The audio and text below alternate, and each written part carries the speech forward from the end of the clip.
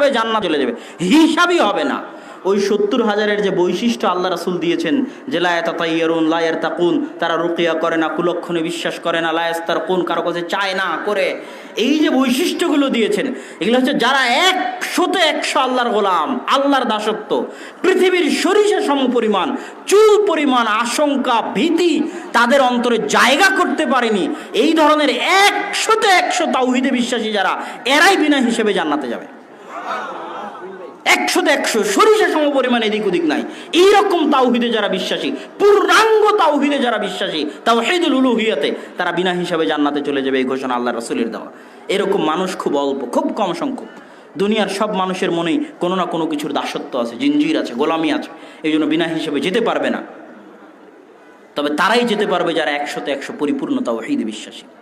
সম্মানিত উপস্থিতি, তাওহীদের এত ফজিলত, তাওহীদের এত ফজিলত যে আল্লাহ সুবহানাহু ওয়া তাআলা কিয়ামতের মাঠে একজনকে ডাকবেন, আলা রুউসিল খালায়েক, সব সৃষ্টিজীবের সামনে একজনকে ডাকবেন, ডেকে বলবেন যে তোমার এই পড়ো, তোমার আমলনামা। তখন সে তার আমলনামা পড়বে। আল্লাহ সুবহানাহু ওয়া তাআলা তাকে জিজ্ঞাসা করবেন যে এগুলো কি তুমি করেছো, তুমি কি অস্বীকার করবে? অস্বীকারও করবে না। কোনো অজুহাত আছে? কোনো অজুহাতও নাই। অস্বীকারও করবে না, কোনো অজুহাতও নাই যে আল্লাহ এই কারণে করেছিলাম, এই সমস্যায় করেছিলাম, কোনো অজুহাতও নাই।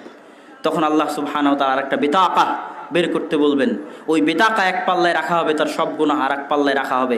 ওই বেতাকা, ওই কাঠের পাল্লা ভারী হয়ে যাবে, সব গুনাহের পাল্লা হালকা হয়ে যাবে। তখন ওই বেতাকা খুলে দেখা হবে, সেটাতে আছে কালেমা লা ইলাহা ইল্লাল্লাহ, আল্লাহর 100-তে 100 উলুহিয়া। যারা আল্লাহ সুবহানাহু ওয়া তাআলার শানে কোনোদিন শিরক করেনি, যারা আল্লাহ সুবহানাহু ওয়া তাআলার শানে কোনোদিন কাউকে শরীক স্থাপন করেনি, তারা, তাদের যদি গুনাহ থাকেও আল্লাহ সুবহানাহু ওয়া তাআলা তাদের গুনাহ ক্ষমা করে দিবেন। অতএব আসুন আমরা উলুহিয়াতের এই মজা, উলুহিয়াতের এই স্বাদ গ্রহণ করে তাওহীদকে বুঝি। আলোচনার শেষের দিকে চলে এসেছি। তাওহীদুল আসমাই ওয়াস সিফাত, আল্লাহ সুবহানাহু ওয়া তাআলার নাম ও গুণাবলী, তৃতীয় প্রকার তাওহীদ। আল্লাহকে চিনতে হলে আল্লাহর নাম ও গুণাবলী জানতে হবে। আল্লাহর নাম ও গুণাবলীর মাধ্যমে আপনি আল্লাহকে চিনতে পারবেন। আল্লাহর নাম ও গুণাবলীর ফজিলত এত বেশি, এত বেশি যে কেউ যদি 3 বার কুল হুয়াল্লাহু আহাদ পড়ে, এই সূরা পড়ে, সে যেন কোরআন, পরিপূর্ণ কোরআন একবার পাঠ করার সমান নেকি পাবে। সূরা ইখলাসে কি আছে? কিছুই নাই, আল্লাহর নাম ও গুণাবলী ছাড়া। কুল হুয়াল্লাহু আহাদ, বলো আল্লাহ এক, আল্লাহুস সামাদ, আল্লাহ অমুখাপেক্ষী, আল্লাহ কারো কোনো কিছুর মুখাপেক্ষী নন। লাম ইয়ালিদ ওয়ালাম ইউলাদ, আল্লাহ কাউকে জন্ম দেননি, আল্লাহকেও কেউ জন্ম দেয়নি। ওয়ালাম ইয়াকুল্লাহু কুফুয়ান আহাদ, তিনি কারো মতো নন, তার মতো কেউ নয়। এই যে 4-5টা শর্ত, আপনি কারো যদি ইবাদত করতে যান, কারো সামনে নত হতে যান, কারো কাছে কিছু চাইতে যান, এই 4টা শর্ত আপনাকে পূরণ করতে হবে। ওই যে ইউটিউব, ফেসবুকে পীর বাবা, অলি বাবা অ্যাড দিচ্ছে যে মালয়েশিয়া চলে যাবেন, আমেরিকার টিকিট পেয়ে যাবেন, কামরূপ কামাখ্যা থেকে প্রশিক্ষণ নিয়ে এসেছে, কোন জঙ্গল, কোন জিনের কাছ থেকে প্রশিক্ষণ নিয়ে এসেছে, আপনার স্বামী স্ত্রীর মধ্যে ভালোবাসা তৈরি করে দিবে, আপনার লটারি জিতিয়ে দিবে, আপনাকে বিদেশে পাঠিয়ে দিবে। এদের চেম্বার আছে যমুনা ফিউচার পার্কে পর্যন্ত। যমুনা ফিউচার পার্কের মতো জায়গায় এদের চেম্বার আছে। আর আধুনিক যুগের মানুষ, বিজ্ঞানে বিশ্বাস করে মানুষ, এই মানুষজন তাদের কাছে গিয়ে টাকা দিচ্ছে, তাদের ফি আছে, তাদের মাধ্যম দিয়ে তার সব তদবির করিয়ে নিচ্ছে। বাবার তদবিরে সব কিছু সম্ভব। তো বাবা কি পেশাব পায়খানা না করে থাকতে পারবে? বাবা কি না খেয়ে থাকতে পারবে? বাবা কি না ঘুমিয়ে জীবিত থাকতে পারবে? বাবা কি কোনোদিন মারা যাবে না? লা ইলাহা ইল্লা হুয়াল হাইয়ুল কাইয়ুম, আল্লাহু লা ইলাহা ইল্লা হুয়াল হাইয়ুল কাইয়ুম, আল্লাহ সেই সত্তা যিনি চিরঞ্জীব, চিরস্থায়ী, কোনোদিন মারা যাবেন না। লা তাখুযুহু সিনাতুন ওয়ালা নাওম, তাকে কোনোদিন ক্লান্ত স্পর্শ করে না, তন্দ্রা স্পর্শ করে না।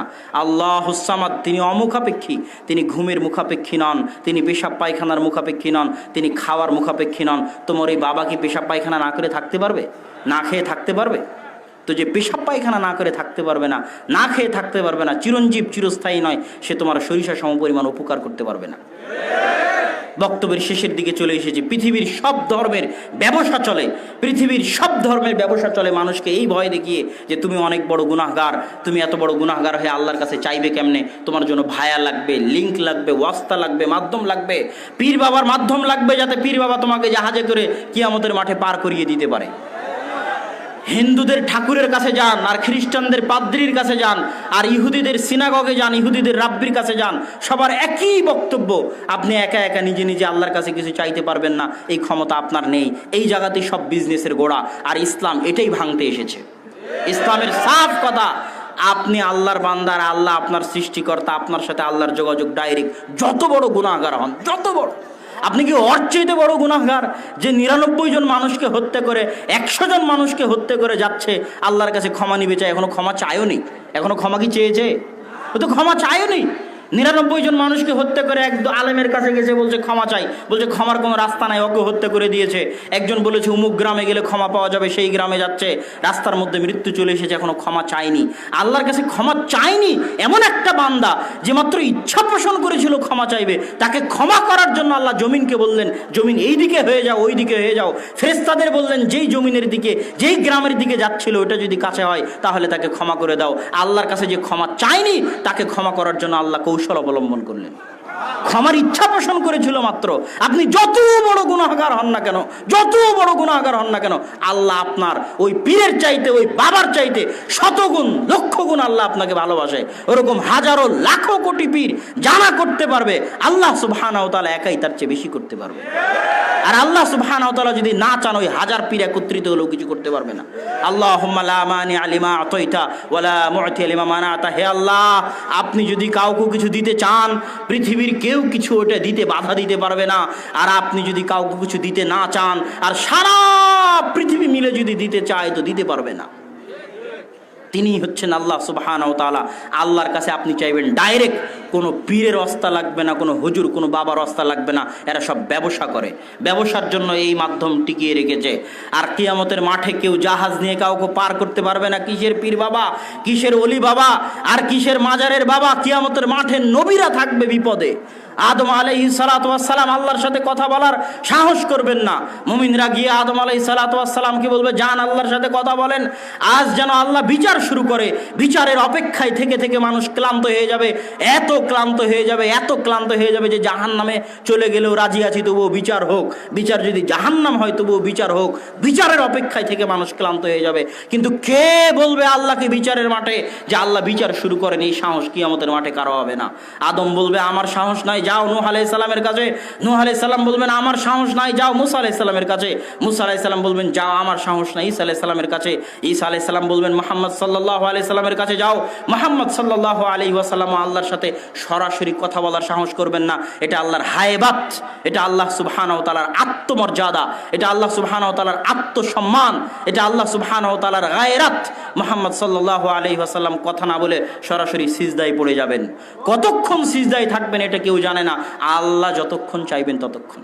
তিনি নিজে সিজদা থেকে মাথা উঠানোর সাহস করবেন না। আল্লাহ বলবেন, ইয়া মুহাম্মদ ইরফা রাসাক সালতু তাওয়াশফা তুশফা। মুহাম্মদ মাথা উঠাও, চাও দেওয়া হবে, শাফাত করো, গ্রহণ করা হবে। যেই কিয়ামতের মাঠে আদম আলাইহিস সালাম কথা বলার সাহস করলেন না, নূহ, মুসা, ঈসা আলাইহিমুস সালাতু ওয়াস সালাম কথা বলার সাহস করলেন না, সেই কিয়ামতের মাঠে আপনার পীর ওলি বাবা কিছু করতে পারবে? এই কথা বলা নবীদের শানে অপমান। অতএব এই পথ থেকে তওবা করে ফিরে আসতে হবে।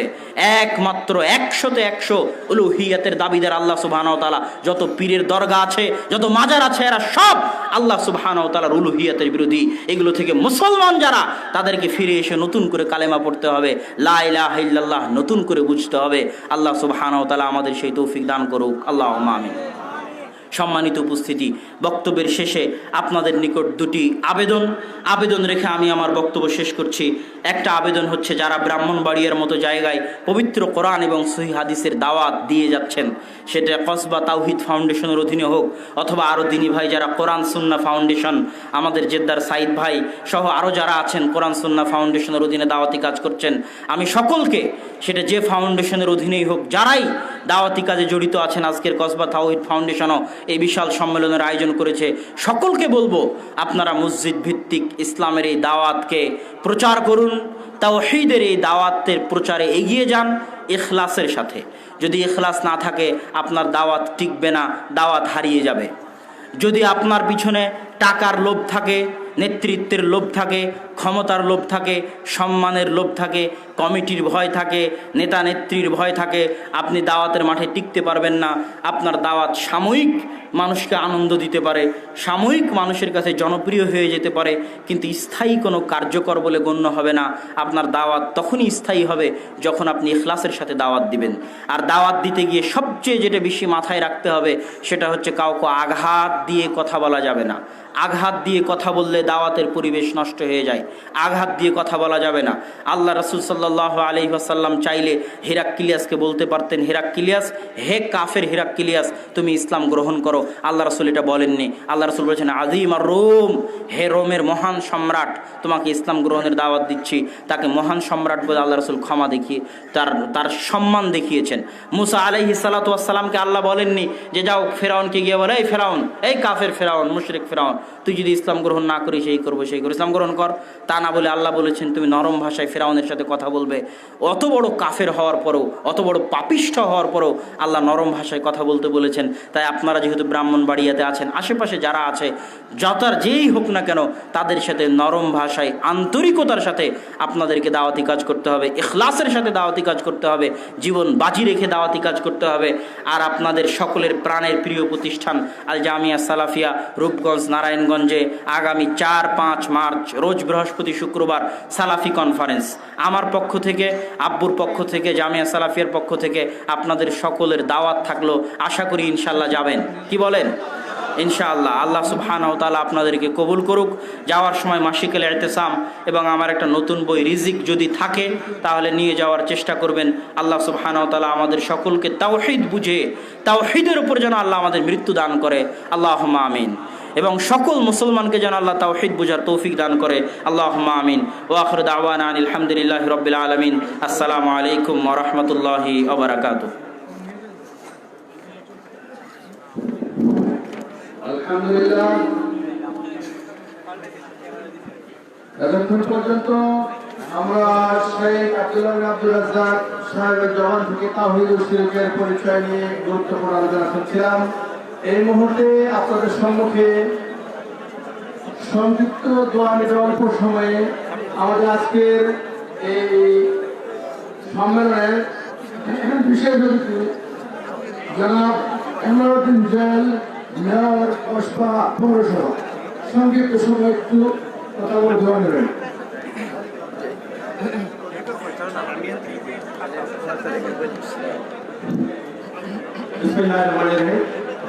আসসালামু আলাইকুম। কলমা তাওহীদ ফাউন্ডেশন কর্তৃক আয়োজিত আজকের এই বিশাল মাহফিলের সম্মানিত সভাপতি এবং আজকে যিনি আলোচনা করেছেন, সম্ভবত ওনার ছেলে, তিনি অত্যন্ত চমৎকার আলোচনা করেছেন। আর আব্দুর রাজ্জাক সাহেব, ওনার ওয়াজ আমি একদিন বগাবাড়িতে শুনেছি, উনিও খুব চমৎকার ওয়াজ করেন। তো আমরা এখানে আমাদের সাথে আগত আজকের এই মাহফিলের বিশেষ অতিথি কসবা উপজেলা পরিষদের সম্মানিত ভাইস চেয়ারম্যান মনির হোসেন, কসবা উপজেলা ছাত্রলীগের সংগ্রামী আহ্বায়ক লিমন, কিয়ারিপুর ছাত্রলীগের সভাপতি সাধারণ সম্পাদক সহ সম্মানিত উলামা ইকরামগণ, তাওহীদ ফাউন্ডেশনের নেতৃবৃন্দ, যারা বহু দূর দূরান্ত থেকে এসেছেন, আমাদের কসবা ভাইয়ের, আসসালামু আলাইকুম। আমি আপনাদের কাছে, আমি কসবা পৌরসভার মেয়র, আপনাদের সন্তান, আপনাদের কাছে এসেছি দোয়া নিতে। আপনারা আমার জন্য দোয়া করবেন। আমাদের এই এলাকার অভিভাবক, গণপ্রজাতন্ত্রী বাংলাদেশ সরকারের সফল আইনমন্ত্রী আনিসুল হক সাহেব, ওনার জন্য দোয়া করবেন। উনি ইতিমধ্যে এই রাস্তাটা হলো ব্রিজনের, এই রাস্তাটা এটা বগাবাড়ি পানায়ের পাড়ের খুব কাছে। আমি এই পানায়ের পাড় যখন আসছি, মনে বলছি যে এই রাস্তাটা করলে এই জায়গাটা সুন্দর হয়ে যেত, একটা ব্রিজ করলে আরো ভালো হবে। তো রাস্তাটা হওয়ার পরে কিন্তু আপনারা এই জায়গার মধ্যে এই জায়গাটা ক্রয় করেছেন। এই রাস্তাটা মাননীয় মন্ত্রী মহোদয়ের অবদানে আমরা চেষ্টা করে দিচ্ছি। মাননীয় মন্ত্রী মহোদয় বলছি, তখন বলছি যে এটা করে। আর এখানে ব্রিজটা, যে গাঙ্গের নদীর উপরে ব্রিজটা, এই ব্রিজটার জন্য অলরেডি ভিউ একটা দেওয়া হয়েছে মাননীয় মন্ত্রী মহোদয় থেকে। আমি নিজে এই ব্রিজটার জন্য একটা ভিউ, আর একটা কাঞ্চনমুড়ি চিকন একটা ব্রিজ আছে ওটার জন্য। তো মহামারী করোনা ভাইরাসের জন্য দীর্ঘ 1 বছরের মতন বাংলাদেশে প্রায় স্থবির অবস্থায় ছিল, তো কোনো কিছু হয় নাই। তো করোনা ভাইরাসটা আল্লাহ যেহেতু কমেছে, ভ্যাকসিন আসছে, সবাই ভ্যাকসিন নেওয়ার পরে আস্তে আস্তে স্বাভাবিক হচ্ছে আল্লাহর মতে। তো স্বাভাবিক হওয়ার পরে আমরা যে ব্রিজগুলি যেভাবে করা যায় চেষ্টা করছি। আর বিশেষ করে আজকের হুজুর যে আলোচনা করছে, আমি এখানে বসে শুনছিলাম যে এই পৃথিবীর সৃষ্টির সবকিছু আল্লাহ পাক রব্বুল আলামিন তৈরি করেছে, তাতে কোনো দ্বিধা সন্দেহ নেই। আমরা মুসলমান হিসেবে যদি দ্বিধা সন্দেহ থাকে, আমাদের ঈমান থাকবে না, আমরা মুশরিকদের কাছে। তো আজকে এই যে মাহফিলের বিশাল আয়োজন করেছে, বাংলাদেশের উনি এক নেতা ভাইস প্রেসিডেন্ট উনি আছে বা ওনার সাথে সঙ্গ ধারা আপলোড করতে, এই লাইভগুলি যদি না দাঁড়ায়, কেউ আয়োজন না করতো, তাহলে কি মাফিটা হতো? তো এই পৃথিবীটা তো কেউ না কেউ বানাইছে, এটা তো কোনো ভুল নাই। আমাদেরকে কেউ না কেউ এই দুনিয়াতে প্রেরণ করেছে। কে করেছে? আল্লাহ করছে। আমরা মুসলমান হিসেবে, মুসলমানের সন্তান হিসেবে এটা আমাদের মানতে হবে। যদি না মানি আমাদের ঈমান শেষ। হুজুররা হয়তো বা কোরআন নিয়ে ভালোভাবে রিসার্চ করে, ভালোভাবে এটা গবেষণা করে, ওরা ভালো বলতে পারবে। আমরা তো আসলে কোরআন নিয়ে তো রিসার্চও করি না, ভালোভাবে বলতেও পারবো। আমরা যতদূর জানি এই কোরআন হাদিসের বাইরে চললে দুনিয়াও পাবে না, আখিরাতও পাবে। আমরা চাই আখিরাত পেতে, আমরা চাই সকলে জান্নাতে যেতে। তো সকলে আজকের এই বয়ান থেকে শুনে অবশ্যই আপনারা আমল নসিহত করবেন, আমাদের জন্য দোয়া করবেন, ব্যক্তিগতভাবে আমার জন্য দোয়া করবেন। আমার অভিভাবক আনিসুল হক সাহেব, ওনার মা আব্বা, ওনার ভাই বোনের জন্য দোয়া করবেন। সকলকে আমি আপনাদের মূল্যবান সময় নষ্ট করেছি হুজুর, আপনি নিশ্চয়ই এখন বক্তব্য রাখবেন গুরুত্বপূর্ণ। হুজুরের আগে আমি আপনাদেরকে বিরক্ত করেছি, এই জন্য আপনাদের কাছে ক্ষমা চেয়ে নিচ্ছি। তো সকলে ভালো থাকেন, আপনাদের জন্য আমরাও দোয়া করি, সকলে ভালো থাকেন। আসসালামু আলাইকুম। ধন্যবাদ আমাদের আজকের বিষয়টি জনাব এমদাদুদ্দিন জুয়েল ভাইকে। আমরা আরো আবদার করবো, আমরা একটা প্রতিষ্ঠান করেছি এখানে, মাদ্রাসা এবং মসজিদ। আমাদের মেয়র সাহেব যাতে আমাদের এই প্রতিষ্ঠানকে ওনাদের নিজেদের করে নেয়। জি জি জি পৌরসভার ভিতরে এবং একটু দেখে গেলে আমরা আরো একটু বুঝতে পারবো। জি ইনশাআল্লাহ। জাযাকাল্লাহ খাইর। আলহামদুলিল্লাহ, এই পর্যায়ে আমাদের সম্মুখে আমরা কিছুক্ষণ পূর্বে আগ্রহে বসে আছি, রাত্র হয়ে গেছে, তারপরে বসে আছি যার অপেক্ষায়। আলহামদুলিল্লাহ, এখন তিনি আমাদের সম্মুখে আলোচনা পেশ করবেন শেখ আব্দুর রাজ্জাক বিন ইউসুফ। শেখ আব্দুর রাজ্জাক বিন ইউসুফ ওনার দানের ফজিলতের উপর ইনশাআল্লাহ উনি আলোচনা করবেন। আমাদের মেয়র সাহেব আমাদের মাদ্রাসার জন্য 2 লক্ষ টাকা দেবেন। মারহাবা, আলহামদুলিল্লাহ। আল্লাহ ওনাকে যাদের খায়ার দান করুন, আমিন।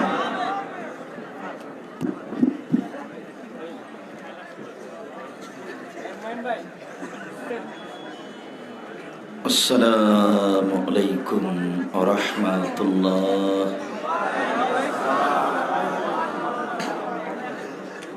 আলহামদুলিল্লাহি ওয়াহদা والصلاة والسلام على من لا نبي بعده أما بعد فأعوذ بالله من الشيطان الرجيم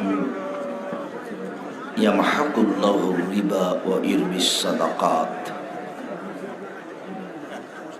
عن أبي هريرة رضي الله تعالى عنه قال قال رسول الله صلى الله عليه وسلم ما من يوم يصبح العباد فيه إلا ينزل ملكان يقول أحدهما اللهم أعط لكل منفق خلف ويقول الآخر اللهم أعط لكل ممسك تلف রাহ বুখারী মুসলিম।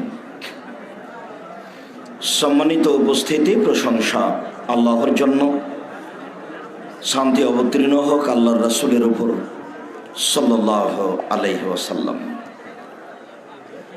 আজকের দিনই বৈঠকে সংক্ষিপ্ত সময়ে বক্তব্যের বিষয় দানের ফজিলত। অবশ্য এখানে পৌঁছার পূর্বে একটু আগে অবগত হলাম যে আপনাদের সামনে আজকে আলোচনা করতে হবে দানের ফজিলত। মর্মে আমরা কিছুক্ষণ আপনাদের সামনে দান করলে কি নেকি হবে মর্মে কথা বলার চেষ্টা করব ইনশাআল্লাহ। উল্লিখিত বিষয়ের উপরে কথা বলার পূর্বে আপনাদের সাথে জরুরি কয়েকটা কথা।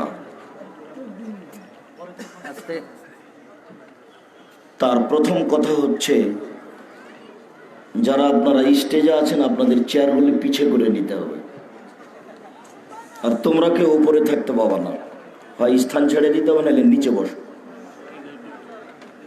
তাই ছেলে দেরি করছো কেন? সাহস দেখি বেশি। অবাক কথা, পরিবেশ নষ্ট করো সারাদিন থেকে। আর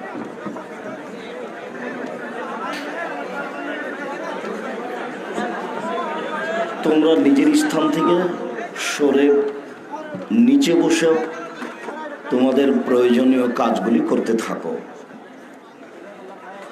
যারা দিনী ভাই বোন, আমরা অনেক কষ্ট করে অনেক দূর থেকে এসেছি, এর পিছনে অনেক শ্রম আছে। বছরে একদিন এইভাবে দিন প্রচারের ব্যবস্থা করা হয়। যদিও আমি এইভাবে দিন প্রচারের ব্যবস্থাপনাকে আমার দীর্ঘ 30 বছরের জীবনে ভালো করে মেনে নিনি। আমি যা কোরআন হাদিস বুঝি তাতে ব্যয়বহুল খরচ করে এইভাবে দিন প্রচারের এটি একটি সুন্দর পথ, তা বলা যায় না। যার কারণেই আমি আপনাদের সামনে একটা বই পেশ করেছি, বক্তা ও শ্রোতার পরিচয়। আসলে কে বক্তা আর কে শ্রোতা এটা জানা দরকার। আর তাফসির মাহফিলগুলি বন্ধ করার জন্য একটা বই আছে, তাফসির কি মিথ্যা হতে পারে।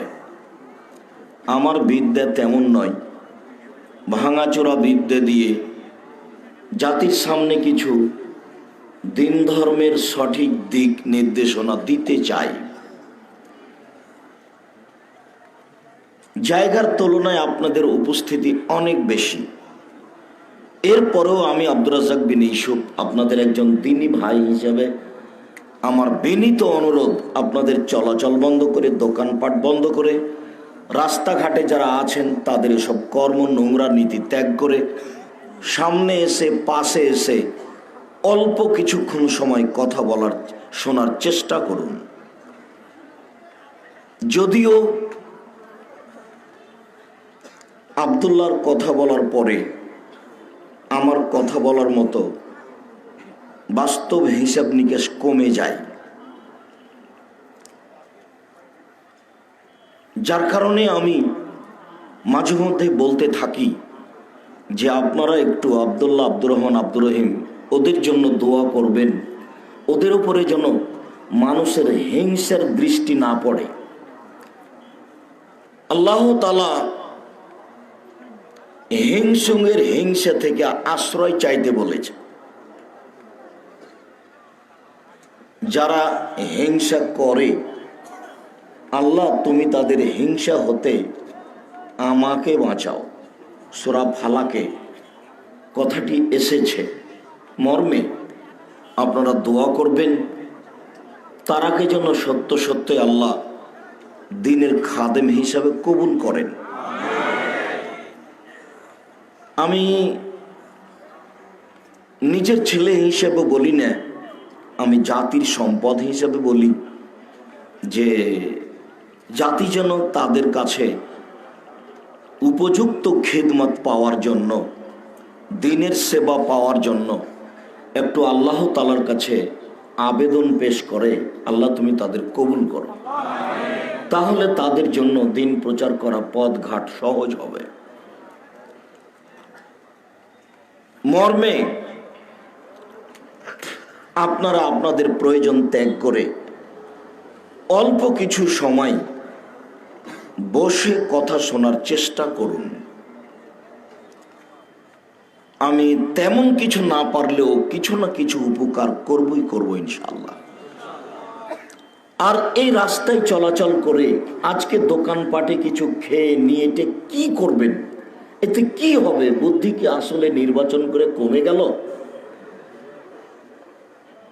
সারাদিন থেকে দোকানে, রাস্তাতে দৌড়াদৌড়ি করছেন কেন? ছুটাছুটি করছেন কেন? কত ঘন্টায় বা হতে পারে? এত আপনাকে রাস্তায় যাওয়া লাগছে কেন? এত আজকে গল্প করা লাগছে কেন? আপনি কি অল্প সময়ের জন্য নিজেকে মানুষ মনে করতে পারেন না? সব সময় নিজেকে পশু প্রাণী মনে করলে হবে? পশু প্রাণী মনে করে করবেন কি? পশু প্রাণীর তো বিচার হবে না, আপনার তো বিচার হবে। আপনি যদি মনে করেন আব্দুর রাজ্জাক সাহেব আমি একজন পশু, সেই জন্য আমি বক্তব্য শুনি না, এই দোকান থেকে ওই দোকান, ওই দোকান থেকে ওই দোকান, চা খাই দৌড়িয়ে বেড়াই, এটা যদি আপনি বলেন যে আমি পশু এই জন্য করছি, তাহলে তো আপনার বিচার হবে, গরু ছাগলের বিচার হবে না।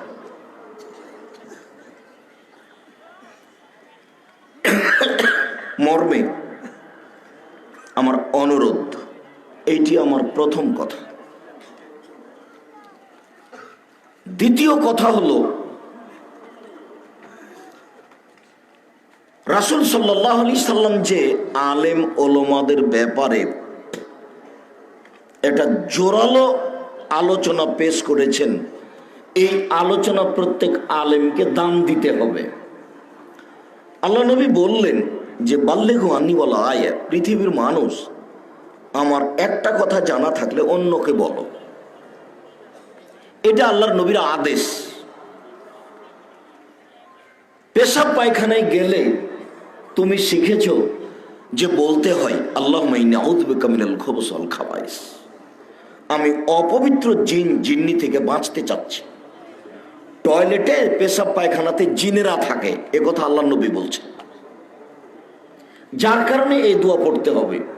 এটা আপনি এখন জেনেছেন, আপনার ছেলেকে জানাতে হবে, মেয়েকে জানাতে হবে, আর 5 জনকে জানাতে হবে। এটা হলো জরুরি জিম্মেদারি। 2, ওয়াহাদ্দিস ওয়ান বানি ইসরাঈল ওয়ালা হারাজ, বানি ইসরাঈলের কাহিনী বলো কোনো দোষ নেই। তার মানে বানি ইসরাঈলের কাহিনীতে কিছু লাভ আছে, সুবিধা আছে। তো সেটা একটু বলছি। 3 নম্বর বাক্যটা বলিনি। 3 নম্বর বাক্যে বললেন ওমান কাযাবা আলাইয়া মুতাআম্মিদান ফালিয়াতাবাওয়া মাকআদাহু মিনান নার, কেউ যদি কোনো কথা আমার নামে বলে, সেই কথা যদি আমার না হয়, তাহলে তার থাকার জায়গা জাহান্নাম। গত রাতে ছিলাম নোয়াখালী, লক্ষ্মীপুর। আজকে মাগরিবের কিছুক্ষণ পূর্ব থেকে নিয়ে এখানে আসা পর্যন্ত ছিলাম একটা গ্রামের বাড়িতে। কি নাম গ্রামটার নাম হলো খারেরা। তো কালকে এটা শুনেছি মুয়াজ্জিনের মুখে, আজকেও শুনলাম যে আজানের পূর্বে বলছেন, এখানেও শুনলাম যে আসসালাতু ওয়াসসালামু আলা নবী মুহাম্মদ, আসসালাতু ওয়াসসালামু আলা নবীল উম্মিন। এটা 2-3 বার বাক্য বলার পরে আজান শুরু করছে। তো আজানের শব্দ আল্লাহ আকবার দিয়ে শুরু, এত পাওয়ারফুল শব্দ আল্লাহ আকবার যে তার পূর্বে বিসমিল্লাহও লাগে না। তো আল্লাহ আকবার বলার পূর্বে আসসালাতু ওয়াসসালামু আলা নবী, এই বাক্যটা যদি নবীর না হয়, তাহলে তার 3 নম্বর বাক্য হলো তার থাকার জায়গায় জাহান্নাম।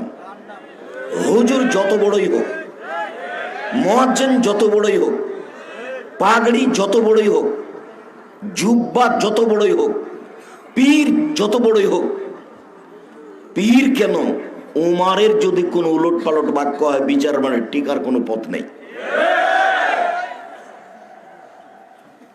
আমার একটি কথা জানা থাকলে অন্যকে বলো, বানি ইসরাঈলের কাহিনী বলো। কেউ যদি কোনো কথা আমার নামে বলে, সেই কথা যদি আমার না হয়, তাহলে তার থাকার জায়গা জাহান্নাম। আজান দেওয়ার পূর্বে যে বলছেন ও মুরব্বি জনাব, আপনার একটা শরম থাকা দরকার, আপনার একটা লজ্জা থাকা দরকার। ধর্ম কি পৈতৃক সম্পত্তি? যদি ধর্ম নিজের হয়, তাহলে তুমি পেশাব পায়খানা যাওয়ার সময় এটা দোয়া বলছো কেন? আল্লাহুম্মা ইন্নী আউযু বিকা মিনাল খুবুসি ওয়াল খাবাইস, তুমি এটা বলছো কেন? তুমি পেশাব পায়খানায় যাওয়ার সময় বলো আলিফ লাম মিম যালিকাল কিতাব লা রাইবা ফি হুদাল লিল মুত্তাকিন। ধর্ম যদি তোমার মতোই চলে, ধর্ম যদি তোমার কথাই চলে, ধর্ম যদি তোমার হিসাবেই চলে, ধর্ম যদি তোমাকে ভালো লাগলেই হয়, তাহলে এটাও বলো। এটা কেন বলতে যাচ্ছ যে পেশাব পায়খানায় এভাবে বলতে হয়? তার মানে ওটা নবী বলেছেন, সেই জন্য তো নবীও তো বলেছেন যে আজান এরকম, নবী তো বলেছেন আজান আল্লাহু আকবার। তুমি কেন আজান দেওয়ার পূর্বে বললে যে আসসালাতু ওয়াসসালামু আলা নবী, আসসালাতু ওয়াসসালামু আলা নবিল উম্মিন? সাবধান, ধর্মের সাথে পাগলামি করে রাসূলকে অপমান করে জান্নাত কেনার চেষ্টা করবেন না। তাহাজ্জুদ পড়ে জান্নাত পাওয়া যাবে না। রাসূল সাল্লাল্লাহু আলাইহি ওয়াসাল্লাম বলেছেন, মান আওয়া মুহদাসান লা ইকবালু আনহু আদল সারফ। কেউ যদি বিদআতকে আশ্রয় দেয়, তার ফরজ ইবাদত কবুল হবে না, তার নফল ইবাদত কবুল হবে না। হুজুর চিৎকার করে বলছেন যে আব্দুর রাজ্জাক সাহেব বলেন যে ইয়ালামলামে যদি এহরাম বাঁধ না বাঁধে, ঢাকা হাজি ক্যাম্পে বাঁধে, তো হজ বাতিল হবে। বেটা আমি বলিনি, যদি ঢাকা হাজি ক্যাম্পে এহরাম বাঁধার বৈধতা না থাকে, এটা যদি বিদআত হয়, মুহাম্মদ সাল্লাল্লাহু আলাইহি ওয়াসাল্লাম বলেছেন তার ইবাদত কবুল হবে না, ফরজ আর নফল হজ কবুল হবে না। কথা আমি বলিনি, মুহাম্মদ সাল্লাল্লাহু আলাইহি ওয়াসাল্লাম বলেছেন। আগে দলিল অনুবাদ করতে হবে, তারপরে কোনো কথা। মুখ ঝুঁকানোর পূর্বে আগে হাদিস হিসাব করিও বেটা। একটু লজ্জা থাকা দরকার, একটা হিসাব থাকা দরকার, বিবেচনা থাকা দরকার। হাদিস দুই একটা পড়ে জাতির কাছে অনুবাদ করে শোনায় ও জাতিকে। শুধু আজকে তুমি অনুবাদ করবে বেদাতের হাদিস কতটি আছে। 10টা পারো তো 10টা শোনাও, 20টা পারো তো 20টা শোনাও, 100টা পারো তো 100টা শোনাও। ঘুম থেকে উঠে জাতির সামনে দাঁড়িয়ে গেলেন, রংপুর, দিনাজপুর, খুলনা, তারপর 3 ঘন্টা এই বিষয়ে আলোচনা করলে আরো 2 দিন লাগবে। এটা তো হবে না। ও তো রাসূল সাল্লাল্লাহু আলাইহি ওয়াসাল্লাম বলেছেন যে কেউ যদি বিদআতকে আশ্রয় দেয়, তাহলে তার ফরজ ইবাদত কবুল হবে না, নফল ইবাদত কবুল হবে না। হাদিস বুখারী মুসলিম, বুখারী মুসলিম, আবু দাউদ, নাসাই, তিরমিজি, ইবনে মাজাহ, বাইহাকি, দারমি, দাইলামি, দারিকুতনি, মুসলিম সাহিবা, সুবিনে হিব্বান, সুবিনে আওয়ানা, মুসনাদে হাকিম, মুসনাদে বাজ্জার, মুসনাদে ইয়ালা, যত হাদিস গ্রন্থ আছে সব হাদিস গ্রন্থে আছে। অতএব সম্মানিত দিনী ভাই বোন, ধর্মের কথা যারা প্রচার করেন তাদের খুব সাবধান হওয়া দরকার। মুখ দিয়ে যেটা আপনি বের করেছেন সেটা যদি নবীর না হয়, তাহলে আপনার কি হবে? আমি আপনার ব্রাহ্মণবাড়িয়া কসবার আল্লাহুম্মা সাল্লি আলা সাইয়্যিদিনা মাওলানা নাবিয়ানা মুহাম্মদ, এটা বন্ধ করতে আসেনি। আমি আপনাকে বলতে এসেছি, এটা যদি নবীর না হয় তাহলে আপনার কি হবে?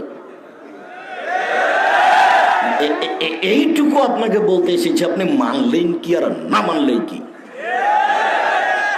মানুষই তো জাহান্নামে যাবে না, গরু ছাগল যাবে? মানুষই তো জান্নাতে যাবে না, গরু ছাগল যাবে?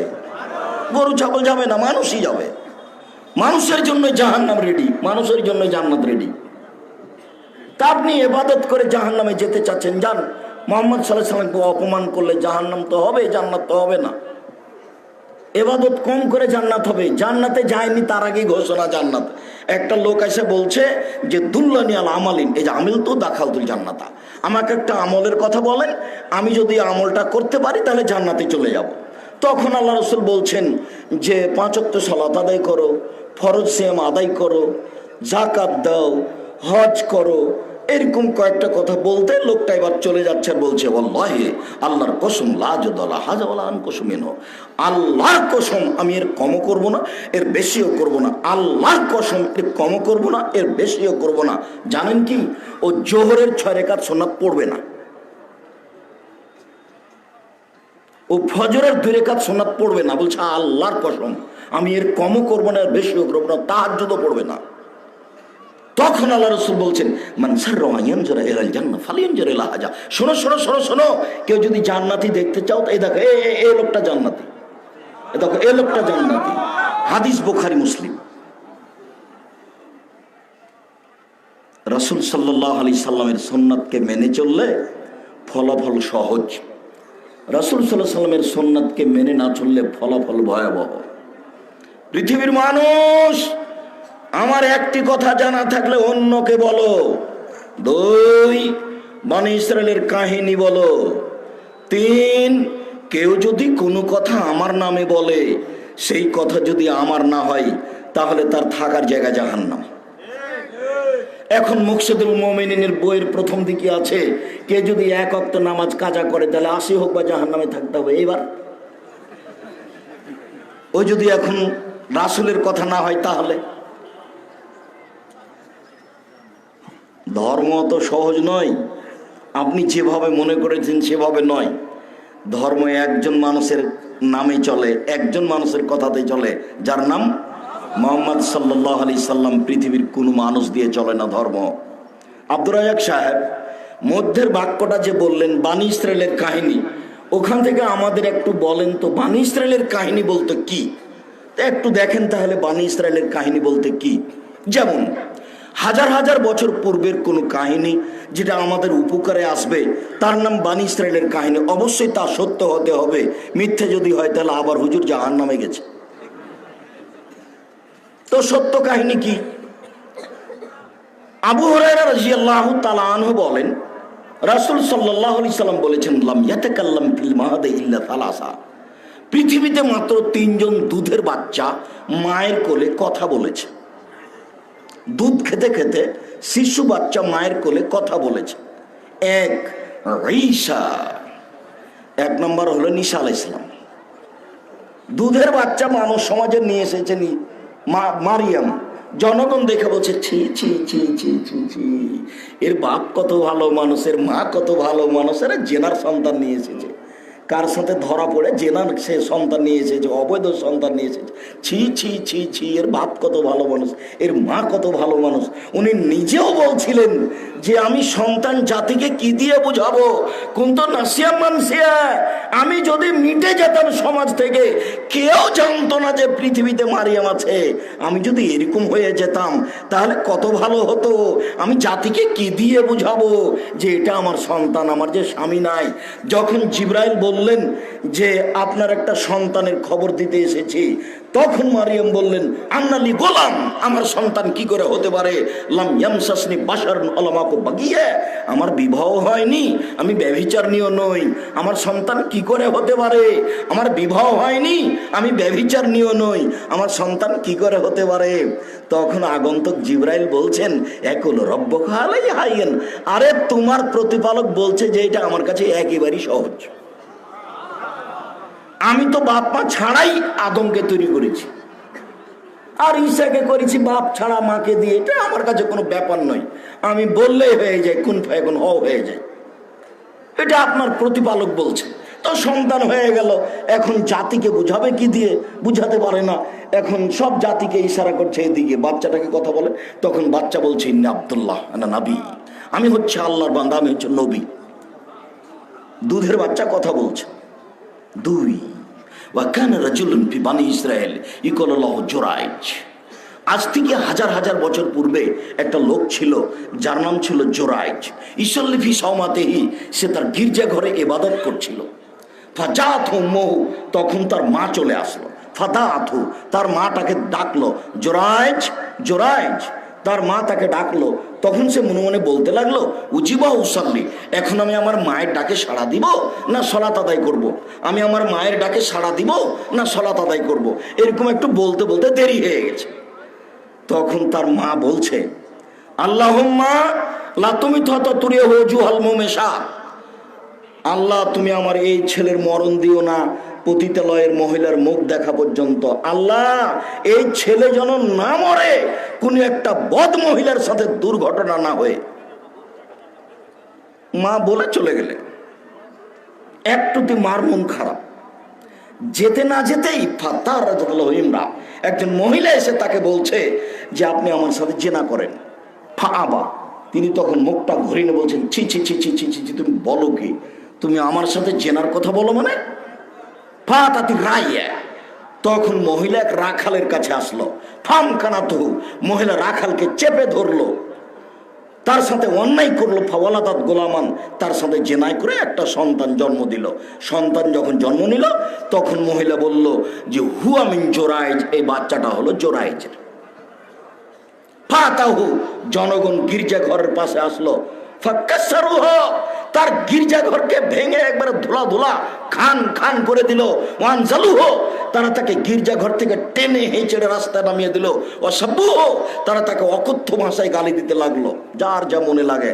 হ্যাঁ বেটা, তুমি গির্জা ঘরে ইবাদত করো আর জেনা করো, যার সন্তান হলো এইটা, সবাই স্বাভাবিকভাবে মন খারাপ করবে, যা হওয়ার তাই হলো। ফাকামা, জোরাইজ দাঁড়ালেন।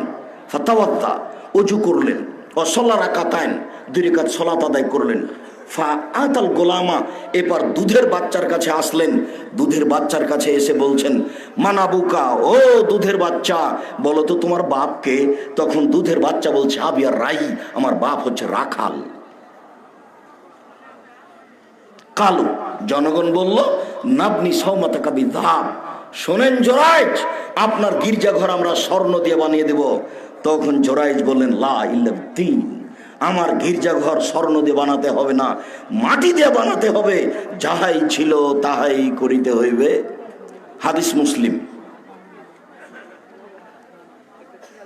এরলাম বানি ইসরায়েলের কাহিনী। এই ছেলে, একটু বাইরে দেখো তো, যারা একটু হইচই করছে তাদের একটু হইচই বন্ধ করো তো, যারা তোমরা দায়িত্ব পালন করছো। যারা আশেপাশে হইচই করছে তাদেরকে দূরে বিদায় করে দাও। যারা দোকানপাটে আছেন তাদেরকে আমি অনুরোধ করছি, কিছুক্ষণ কথা লেনদেন ক্রয় বিক্রয় বন্ধ করুন। এর নাম বানি ইসরায়েলের কাহিনী। এই হাদিসে আমাদের বোঝার কি আছে? এই হাদিসে আমাদের বোঝার আছে, জীবনে কোনোদিন ছেলে মেয়ের জন্য বদদোয়া করবেন না। ছেলে মেয়ে যদি আপনাকে মারে, আপনাকে গালি দেয়, আপনার হাত পা ভেঙে দেয়, তবুও আপনি আল্লাহকে বলবেন না, আল্লাহ তুমি এই ছেলেকে ধ্বংস করো। ছেলেকে বলবেন না, তোকে ত্যায্য পুত্র করলাম, তোকে ত্যায্য পুত্র করলাম, তুই বাড়ি থেকে বের হয়ে যা, তোকে জমি দিব না, এই করবো না, সে করবো না, কিছু বলবেন না। তাড়াহুড়া করে অজু করে ভিতরে ঢুকে 2 রাকাত সালাত আদায় করে আল্লাহকে বলেন, আমাকে ছেলে ফিরিয়ে দাও। আমি তো এই ছেলে চাইনি, আমি অনেক কষ্ট করে ছেলে মানুষ করেছি, তুমি আমাকে ছেলেকে ফিরিয়ে দাও। কান্নাকাটি করে চোখের পানি ঝরিয়ে বলেন, একটু পরে ছেলে এসে পা ধরে ক্ষমা নিবে, দিয়ে বলবে, আব্বা আমার ভুল হয়েছে, জীবনে আপনার সাথে এই আচরণ করব না। কথা মনে হয় বুঝাতে পারলাম না। জীবনে কোনোদিন পরস্পর সবকে বলে দিবেন, ছেলে মেয়ের জন্য বদদোয়া করবেন না। 1 নম্বর শিক্ষা এখানে।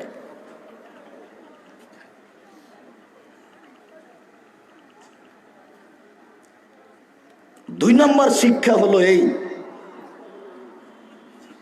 বাপ মায়ের দোয়া কবুল হয় বলার সাথে সাথে উপরে লেগে যাবে, মধ্যে কোনো এর নাই, অন্তরাল নাই, আর নাই। 3 নম্বর হলো যে সবচেয়ে জঘন্য কাজ, মানুষকে অপমান করার, নিচে নামিয়ে দেওয়ার এই অশ্লীল ঘটনা। 4 নম্বর হলো, মানুষ যদি বিপদে পড়ে তাহলে সুন্দর করে ওযু করে 2 রাকাত সালাত আদায় করে কান্নাকাটি করে আল্লাহকে বললে আল্লাহ হাতে হাতে শুনে নেবেন। তার প্রমাণ এটা। এদেশে একটা বই পাওয়া যায়, উপদেশ, নাম শুনেছেন? নাম শুনেননি? উপদেশ। ওই বইয়ে এই হাদিস আছে। আপনি যদি এখন মনে করেন আব্দুর রাজ্জাক সাহেব আপনি লিখেছেন, আপনি পড়েন, তা আমি কি করতে পারি বলেন? আপনার বাড়িতে বই আছে, কি করলে কি হয়?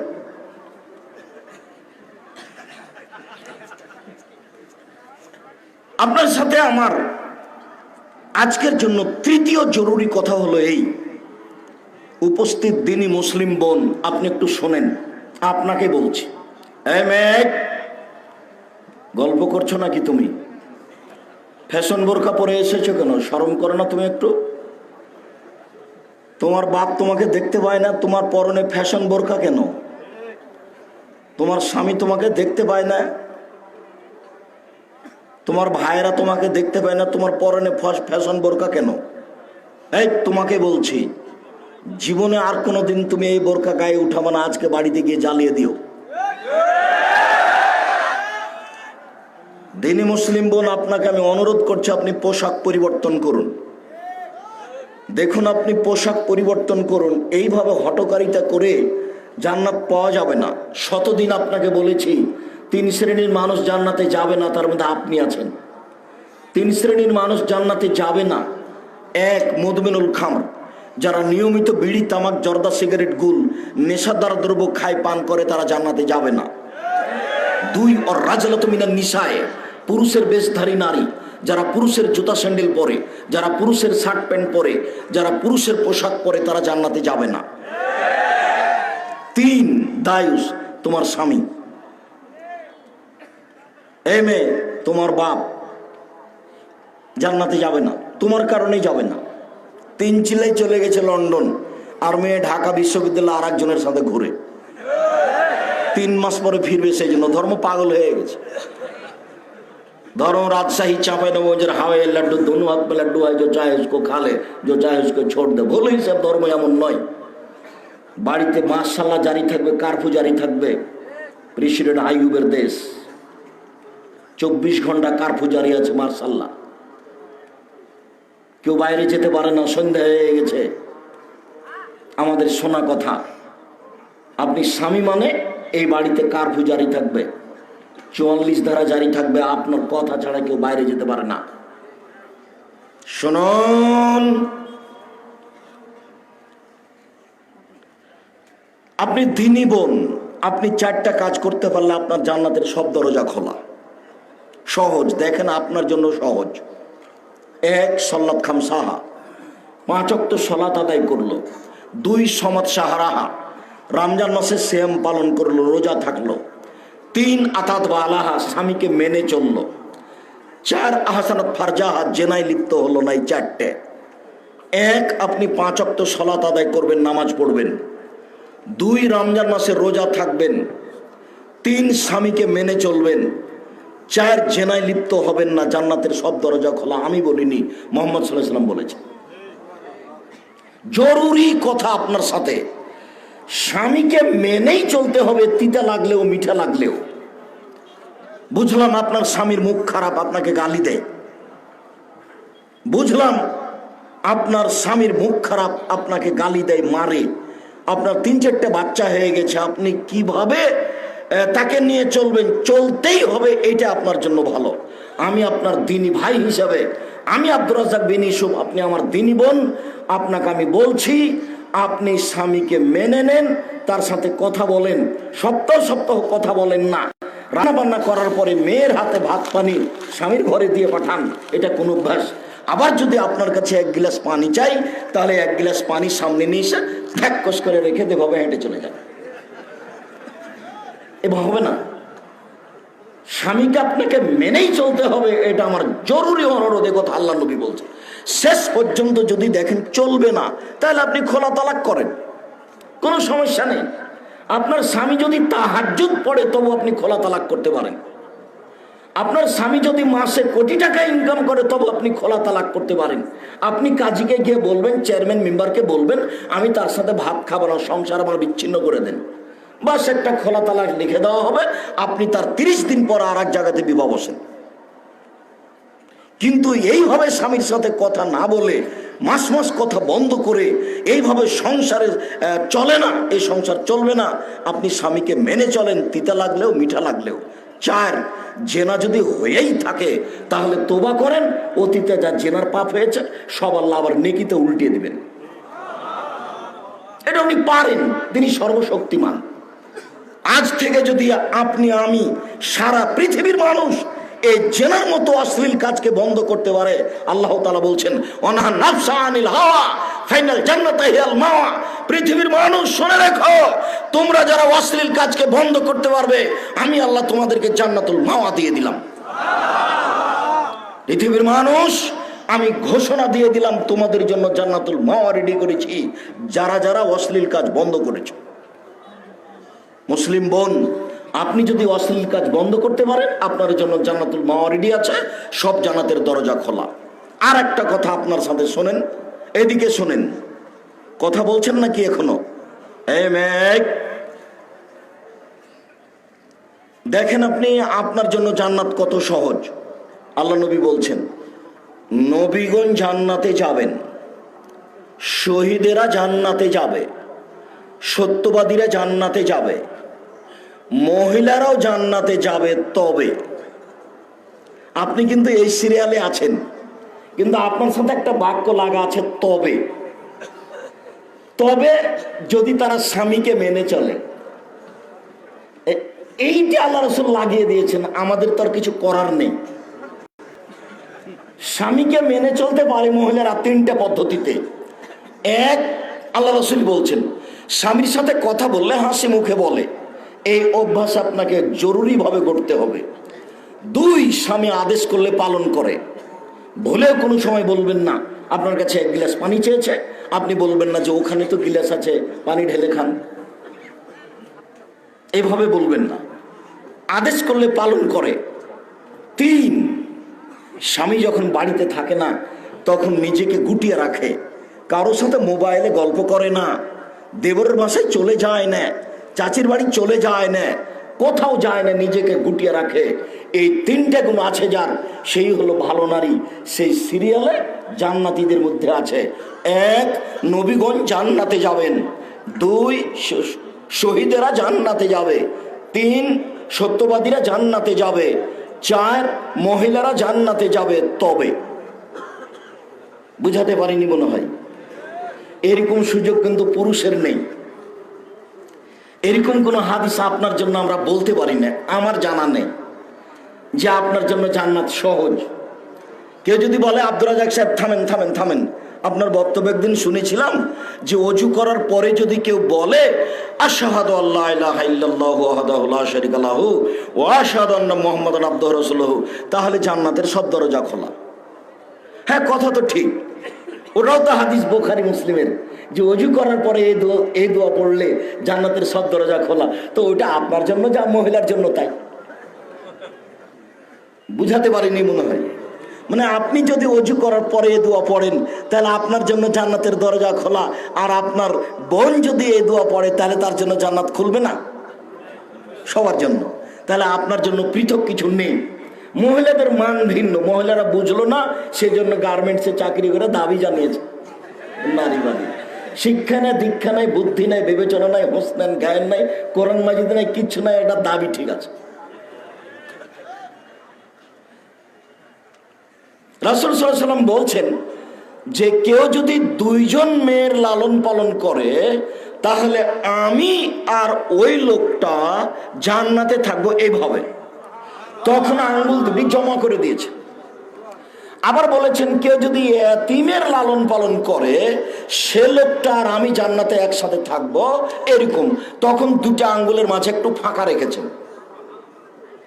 না, কথা যে বুঝাতে পারলাম না, আবার বলতে হবে মনে হয়, বলতে হবে না? তার মানে মেয়েদের মান সম্মান অনেক বেশি। 2টা মেয়ের লালন পালনের বিনিময় জান্নাত, আবার রাসূলের সাথে, আবার একসাথে, ফাঁকা নাই। আর এতিমকে লালন পালন করলে রাসূলের সাথে থাকতে পাওয়া যাবে, তবে একসাথে নয়। দেখেন ফাঁকা, ওদের দাম বেশি। 10টা ছেলেকে যদি মাস্টার ডিগ্রি পাস করান, লন্ডন থেকে পড়িয়ে নিয়ে আসেন, 1 পয়সা লাভ নাই। কিভাবে লাভ? আব্দুর রাজ্জাক সাহেব, আপনি যে একদিন বলছিলেন যে ভালো ছেলে বাপের জন্য যদি দোয়া করে, তো ভালো ছেলে যদি বাপের জন্য দোয়া করে তো ভালো, তাহলে মেয়েও যদি বাপের জন্য দোয়া করে তো ভালো। কথা বুঝাতে পারিনি। সব সুবিধা মেয়ের কাছে, ছেলের কাছে সুবিধা নাই। আব্দুর রাজ্জাক সাহেব ছেলেকে পড়াবো কেন? বাপ হয়েছেন এই জন্য। আমি তো বলেছি যে মেয়েকে শেষ পর্যন্ত বাপে উপার্জন করে খাওয়াবে। কি করে? ভিক্ষা করে। মেয়ে ভিক্ষা করতে যাবে না, মেয়ে গার্মেন্টসে যাবে না। মেয়ের রুজি উপার্জন করবে কে? বাপ। কি করে? বাপের জমিদারি করে।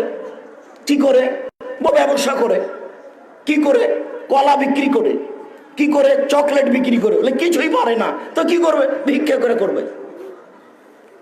জরুরি রাসূলের আদেশ, বাপকে ছেলে মেয়েকে লালন পালন করতে হবে, শিক্ষিত করতে হবে। প্রয়োজনে তাকে ভিক্ষা করে। ছেলে রাস্তায় ভিক্ষা করতে নামবে না, টোকাইয়ের জবাব হবে। জন্ম দিয়েছে যে তাকে ছেলেকে লালন পালন করতে হবে, প্রয়োজনে ভিক্ষা করে। পশু প্রাণীর মতো ছেড়ে দিতে হবে, এই হুকুম রাসূল সাল্লাল্লাহু আলাইহি ওয়াসাল্লাম বাপকে দেননি। সব জিম্মেদারি বাপের উপরে হয়েছে। সম্মানিত দিনী ভাই বোন, বিশেষভাবে দিনী বোন, আপনাকে মনে জানাচ্ছি আচরণ ভালো হবে। এবার এই প্রসঙ্গে আপনার সাথে একটা কথা হলে আপাতত এই কথা শেষ করি। আপনার জন্য জরুরি কি জীবনে, পরিবারে? এক, আপনি যে মানের খাবেন বউকে সে মানের খাওয়াবেন। 2 ফাকসু হামাক্তা সাইতা, আপনি যে মানের কাপড় পরবেন বউকে সে মানের পরাবেন। 3 ওলা তুকাব্বে, বউকে কখনো কটু কথা বলবেন না। এই ছেলে, বউকে তুমি অত গালি দাও কেন? হাত নামাও। আর একজনের গায়ে হাত দিয়ে আছো নাকি? রেডি হও। এমন ভাবে বসে থাকবে পাখি যেন মনে করে তুমি পাথর।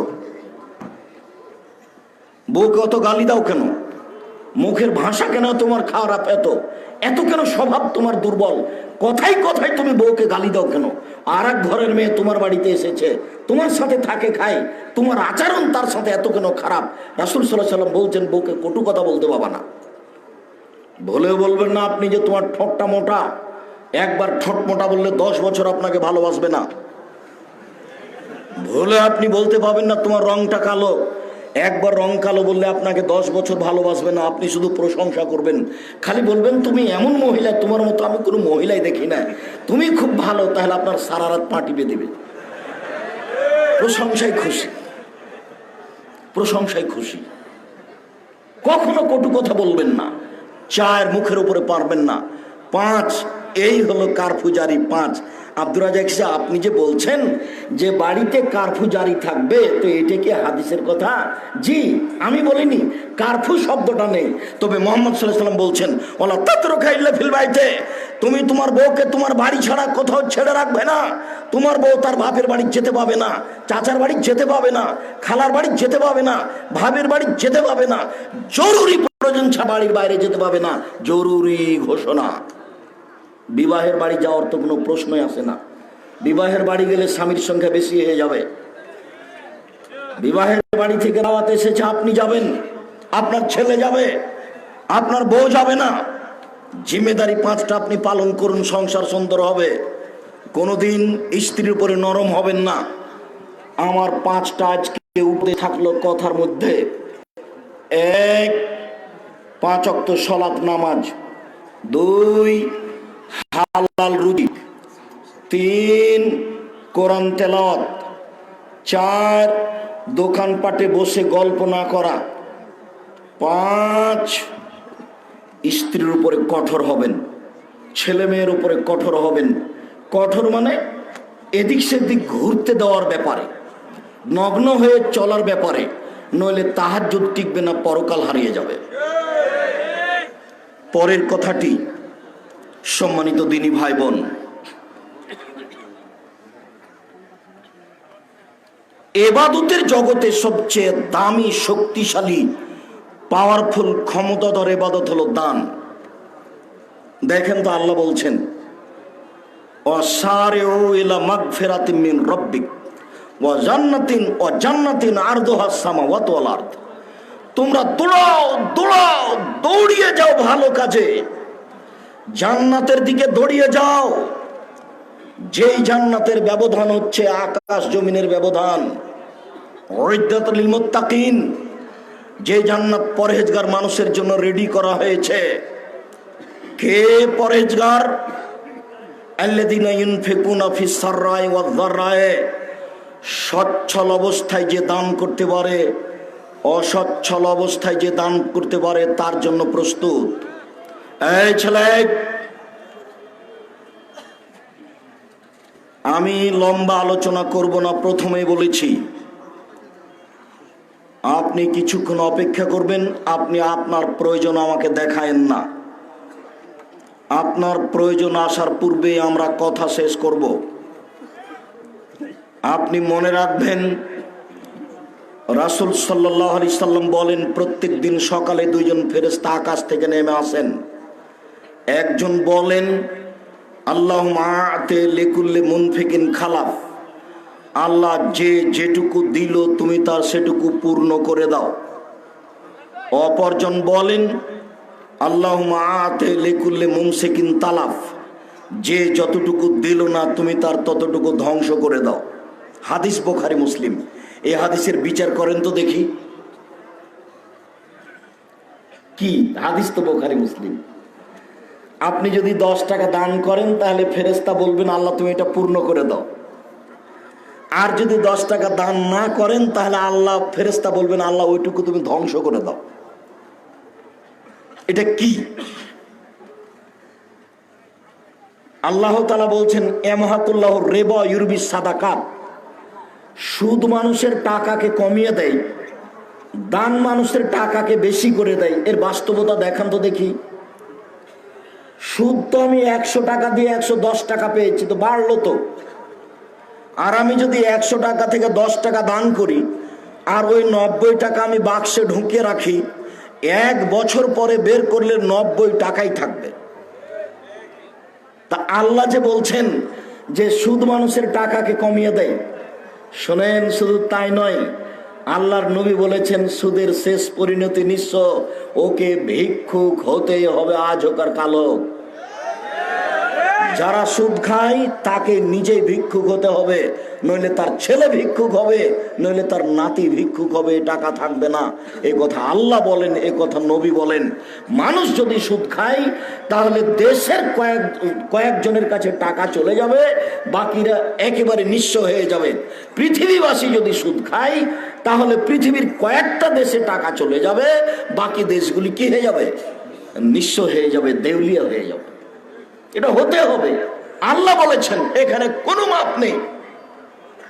আর আপনি দান করলে ধীরে ধীরে ধীরে ধীরে টাকা বাড়তে থাকবে, আপনি বুঝতে পারবেন না যে বছরের প্রথমে তো 20,000 ছিল, এখন কিভাবে 40,000 হলো।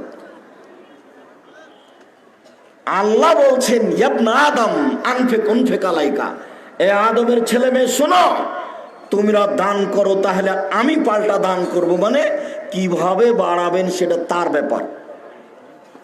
অতএব বিষয়টি খুব ভিন্নভাবে দেখার চেষ্টা করবেন। জরুরি কথা, রাসূল সাল্লাল্লাহু আলাইহি সাল্লাম বলেন, ইন্না সাদকাতা সিররে তুতফিউ গাযাবার রাব্বে, মানুষ যদি গোপনে দান করে তাহলে আল্লাহর রাগ মিটে যায়।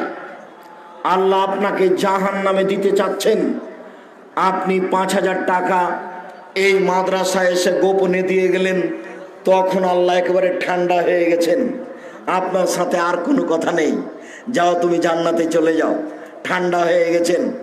গোপন দানের ফলাফল হলো আল্লাহর রাগ মিটে যায়। 7 শ্রেণীর মানুষ বিশেষ ছায়াতলে থাকবে বিচারের মাঠে। তার 1 শ্রেণীর মানুষ যারা গোপনে দান করে, যারা গোপনে দান করে তারা বিচারের মাঠে বিশেষ ছায়াতলে থাকবে। রাসূল সাল্লাল্লাহু আলাইহি সাল্লাম বলেন, ইন্না সাদকাতা তুতফিউ হাররাল কুবুরে, নিশ্চয় দান কবরের শাস্তিকে মিটিয়ে দেয়। আপনি আপনার মায়ের নামে দান করলেন এই প্রতিষ্ঠানে, কবরের শাস্তি বন্ধ হয়ে গেল। ইবাদতের জগতে সবচেয়ে শক্তিশালী, ক্ষমতাধর, পাওয়ারফুল ভিন্ন ধরনের ইবাদত হলো দান। দানের মতো ক্ষমতাধর ইবাদত পৃথিবীতে আর কোনো ইবাদত নেই। সলাত নয়, সিয়াম নয়, হজ নয়, জাকাত নয়, তাসবিহ তাহলিল নয়, ভিন্ন ধরনের ইবাদত হলো দান। রাসূল সাল্লাল্লাহু আলাইহি সাল্লাম বলেন, ইন্নামাস সাদাকা, নিশ্চয় দান এমন একটা জিনিস যে দানকারী বিচার মাঠে এই দানের ছায়াতলে থাকবে যতদিন পর্যন্ত বিচার চলবে। যদি আপনার 500 বছর বিচার চলে তাহলে আপনি 500 বছর যাবত এই আপনার দানের ছায়াতলে থাকবেন। মর্মে আমি সকল দিনী ভাই বোনকে সঠিক পথ বাছাই করে দান করার জন্য অনুরোধ জানিয়ে আমি এই প্রতিষ্ঠানের বিষয়টি আগে রাখছি। প্রতিষ্ঠানকে মূল্যায়ন করুন, কিভাবে তারা দান চাচ্ছে, কিভাবে আপনাদের করতে হবে, সময়ে সময়ে আপনারা অবগত হবেন। আজকে অবগত হলেন যে কিছু জমি কিনতে চাচ্ছেন, আমি আপনাদেরকে জমি কেনার ব্যাপারে সহযোগিতা করতে অনুরোধ জানাচ্ছি। সাথে সাথে আমি আমার মনে বড় সাধ, আমি এদেশের মাটিতে উন্নত মানের প্রতিষ্ঠান গড়বই গড়ব। সেটাই জামিয়া সালাফিয়া ডাঙ্গিপাড়া পবা রাজশাহী, সেটাই হলো জামিয়া সালাফিয়া রূপগঞ্জ নারায়ণগঞ্জ ঢাকা, সেটাই হলো জামিয়া সালাফিয়া তেঘরা বিরল দিনাজপুর, সেটাই হলো জামিয়া সালাফিয়া 6 মাইল বাবুগঞ্জ বরিশাল। বরিশাল শহরের পাশে বিশাল ভূখণ্ড পাওয়া গেছে, ছেলে মেয়েদের জন্য প্রতিষ্ঠান তৈরি হবে জামিয়া সালাফিয়া নামে। আমরা জামিয়া সালাফিয়া রূপগঞ্জ নারায়ণগঞ্জে এই বছরে 550 শতক জমি কিনবো এর সিদ্ধান্ত নিয়েছি। 200-250 শতক কিনা হয়ে গেছে, আরও 300 শতক এখনই আমরা কিনবো বলে আশা করছি। আপনারা বিষয়টি বিবেচনা করবেন। এখন জামিয়া সালাফিয়ায় প্রায় 3500 ছেলে মেয়ে পড়াশোনা করে, প্রায় 500 ছেলে মেয়ে আছে অসহায়, আর 200 আছে এতিম।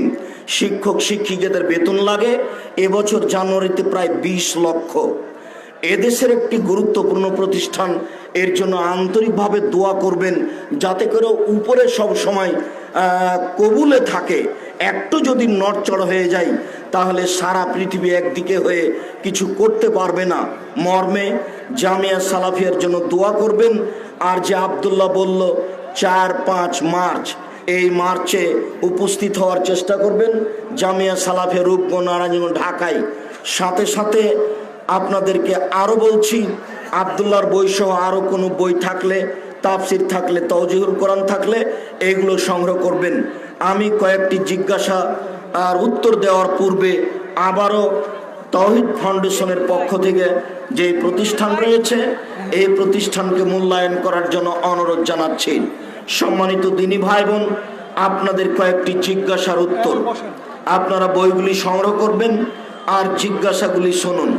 প্রিয় শায়েখ, যারা কোরআন বা সূরা জানে না, বয়সও বেশি, শিখতে পারবে না, তাহলে সে কি করবে? মরা পর্যন্ত কোরআন মাজিদ পড়ার চেষ্টা করবে। বিছানে পড়ে আছে তবে একজন হাফেজ দিয়ে কোরআন মাজিদ পড়ার চেষ্টা করতে হবে, জরুরি। কোরআন মাজিদ পড়া শিখতেই হবে যে কোনো মূল্যে, বিনীত অনুরোধ। আসসালামু আলাইকুম শায়েখ, আমি পুরুষদের মতো নামাজ পড়ি, এসব নিয়ে অনেকে হাসাহাসি করে। মহিলা পুরুষের সালাত একই, পুরুষ যেভাবে সালাত আদায় করে মহিলাকে সেভাবে সালাত আদায় করতে হবে।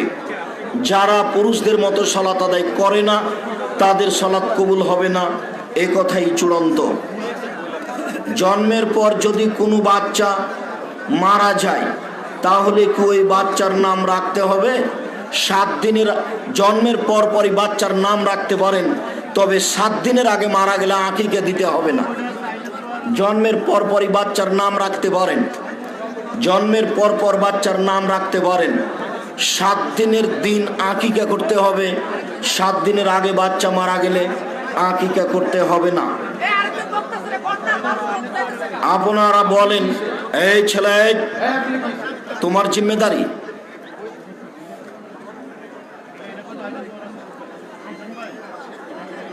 আপনারা বলেন রাসূল সাল্লাল্লাহু আলাইহি সাল্লামের একটি কথা অন্যদের জানতে এক্ষেত্রে মহিলাদের দায়িত্ব কতটুকু?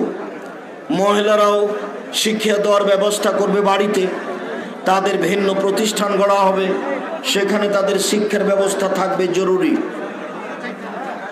খতমে খাজা গান, হুজুর এই আমলের ফজিলত সম্পর্কে বর্ণনা করলে খুশি হব। খতমে খাজা গান আমি তো বুঝলাম না। দুয়া ইউনুস খতম যদি হয় সেটাও বেদাত, গানজুল আরস যদি কোনো দোয়া পড়া হয় সেটাও বেদাত, খতমে খাজা গান এটাও বেদাত। এগুলোর ফলাফল হলো জাহান্নাম। সূচনাতেই বলেছি যে কম ইবাদত করবেন রাসূল সাল্লাল্লাহু আলাইহি সাল্লামের পদ্ধতিতে করবেন, সকল দিনী ভাই বোনের সার্বিক কল্যাণ কামনা করে। আব্দুল্লাহর এই গুরুত্বপূর্ণ বক্তব্য তাওহীদের উপরে। রুবুবিয়ত পালনকর্তা হিসাবে সবাই আল্লাহকে মানে, কিন্তু ইবাদত করতে গিয়ে সবাই আল্লাহকে মানে না। এক আল্লাহর ইবাদত না করে অন্যের ইবাদত করার চেষ্টা করে, তার নাম উলুহিয়ত, তার নাম এলাহ। এক আল্লাহ মানতে হলে ইবাদত অন্যের জন্য করা যাবে না, একমাত্র আল্লাহর করতে হবে। আব্দুল্লাহর বক্তব্যের উপরে বিশেষ গুরুত্ব দিয়ে 5 ওয়াক্ত সালাত আদায় করে হালাল রুজি উপার্জন করার অনুরোধ জানিয়ে আজকের মতো আমাদের পক্ষ থেকে আলোচনা এখানেই শেষ করলাম। সুবহানাকা আল্লাহুম্মা ওয়া বিহামদিকা আশহাদু আল্লা ইলাহা ইল্লা আনতা আস্তাগফিরুকা ওয়া আতুবু ইলাইক। আসসালামু আলাইকুম ওয়া রাহমাতুল্লাহ।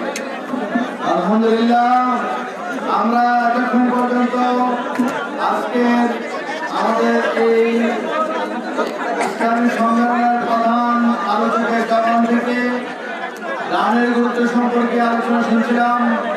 আমাদের সময়ের ব্যস্ততা,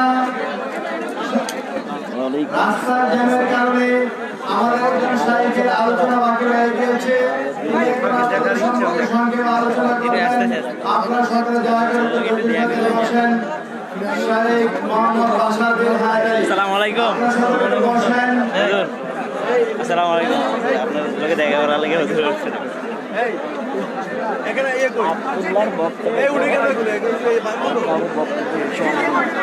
আপনারা একটু ধৈর্য সহকারে বসেন। আমাদের পূর্বে যেহেতু শাইখ আলোচনা করার সময় পাননি, আমরা এখন ইনশাআল্লাহ আলোচনা সবাই শুনবো সংক্ষিপ্ত আকারে। বসেন, আধা ঘন্টার সময়। এখন আমাদের সম্মুখে গুরুত্বপূর্ণ আলোচনা পেশ করবেন ইত্তেবায়ে সুন্নাহর উপরে শাইখ মোহাম্মদ বাশার বিন হায়দারি। শাইখ মোহাম্মদ বাশার বিন হায়দারির আলোচনা শোনার জন্য আপনাদেরকে অনুরোধ করছি, আপনারা দয়া করে একটু বসুন।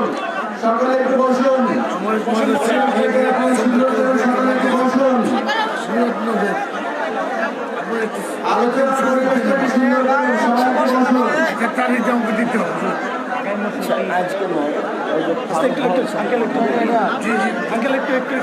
সকলে একটু বসুন। এখন আলোচনা করবেন মোহাম্মদ বাশার বিন হায়দারি।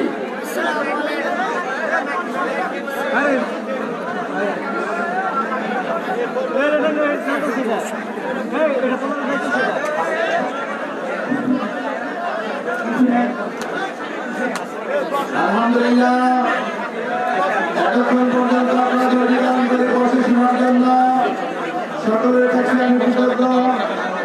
আমাদের কসবা তাওহীদ ফাউন্ডেশনের পক্ষ থেকে আপনাদের সকলকে আমরা কৃতজ্ঞতা জানাই, শুকরিয়া জানাই। সুপ্রিয় উপস্থিতি, আপনারা সকলেই বসে পরিবেশকে সুন্দর করুন। এখন আপনাদের সম্মুখে ইত্তেবায়ে সুন্নাহ বিষয়ে আলোচনা পেশ করবেন শাইখ মোহাম্মদ বাশার বিন হায়দারি, সিরাজগঞ্জ। শাইখ মোহাম্মদ বাশার বিন হায়দারি, সিরাজগঞ্জ। তাকে ওনার আলোচনা পেশ করার জন্য অনুরোধ করছি।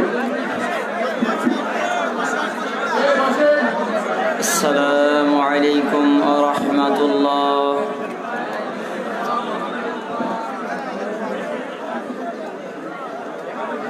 আসসালামু আলাইকুম ওয়া রাহমাতুল্লাহ।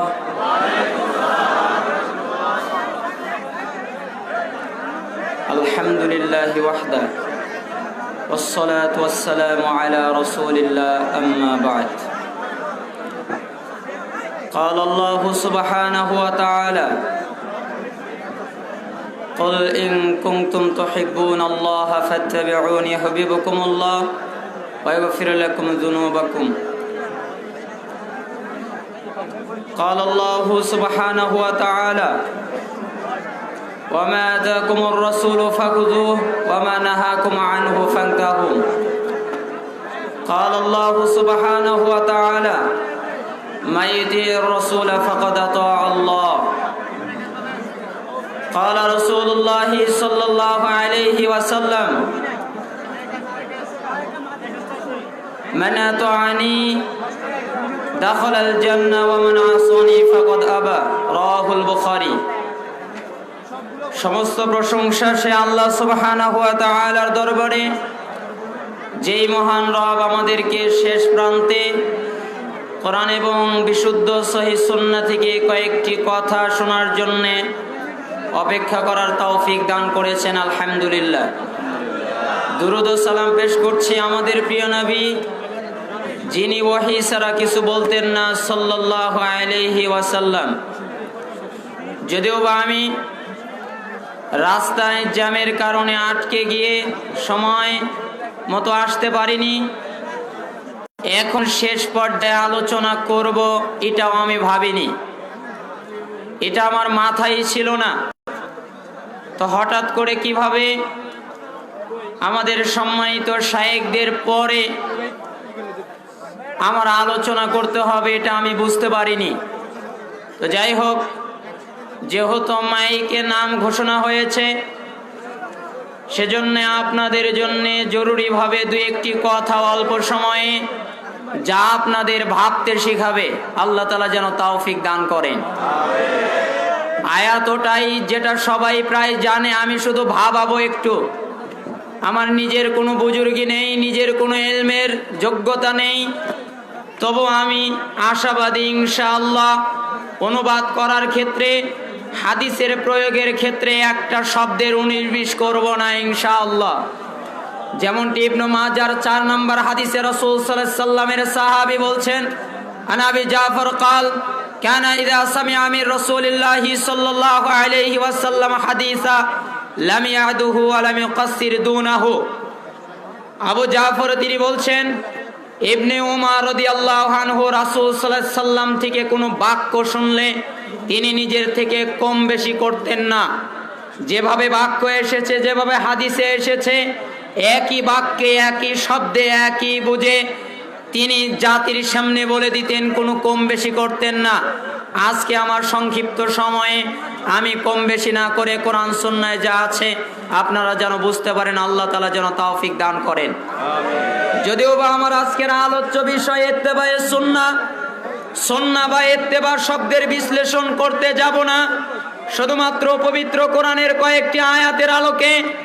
তার একটি আয়াত আল্লাহ সুবহানাহু ওয়া তাআলা বলেছেন সূরা নিসা 59 নম্বর আয়াতে, ইয়া আইয়ুহাল্লাযীনা আমানু, হে ঈমানদারগণ, আতিউল্লাহ, আল্লাহ তাআলার আনুগত্য করো, ওয়া আতিউর রাসূল, এবং তার রাসূলের আনুগত্য করো, ওয়া উলিল আমরি মিনকুম, তোমাদের ভিতরে যারা উলুল আমর, তোমাদের ভিতরে যারা ক্ষমতাশীল, তোমাদের ভিতরে যারা দায়িত্বশীল, তোমাদের ভিতরে যারা কথা বলতে পারে, তোমাদের ভিতরে যারা ফয়সালা দিতে পারে, তোমাদের ভিতরে যারা মুফতি, তাদেরও কথা শোনো। ফাইন তানাজাতুম ফি শাইইন ফারুদ্দুহু ইলাল্লাহি ওয়ার রাসূল, যদি দেখো উলুল আমরে মতভেদ হয়ে গেছে, আলেমে মতভেদ, হুজুরে মতভেদ, শাসকে মতভেদ, তাহলে মতানৈক্যের বিষয়টাকে আল্লাহর দিকে ফিরিয়ে নাও, অর্থাৎ কোরআনের দিকে ফিরাও। মতানৈক্যের বিষয়টাকে রাসূলের দিকে ফিরাও, অর্থাৎ হাদিসের দিকে ফিরাও। ইন কুনতুম তুমিনুনা বিল্লাহি ওয়াল ইয়াউমিল আখির, যদি তোমরা সত্যিকার ভাবে আল্লাহে বিশ্বাসী হও, যদি তোমরা সত্যিকার ভাবে আখিরাতে বিশ্বাসী হও, যালিকা খায়রু আহসানু তাওয়িলা, সমাধানের ভিতরে এটা সবচেয়ে উত্তম সমাধান। অর্থাৎ তোমাদের হুজুরে যদি ইখতিলাফ ঘটে যায়, ইখতিলাফকে মেনে নিও না, কারো দলে যেও না, কারো কথাকে মেনে নিও না, কারো তরিকাকে একেবারে সত্য মনে করো না। মতভেদ দেখলে তোমরা যদি মুমিন হও, তোমরা যদি ঈমানদার হও, ইখতিলাফকে কোরআন এবং সুন্নাহর দিকে ফিরিয়ে দাও।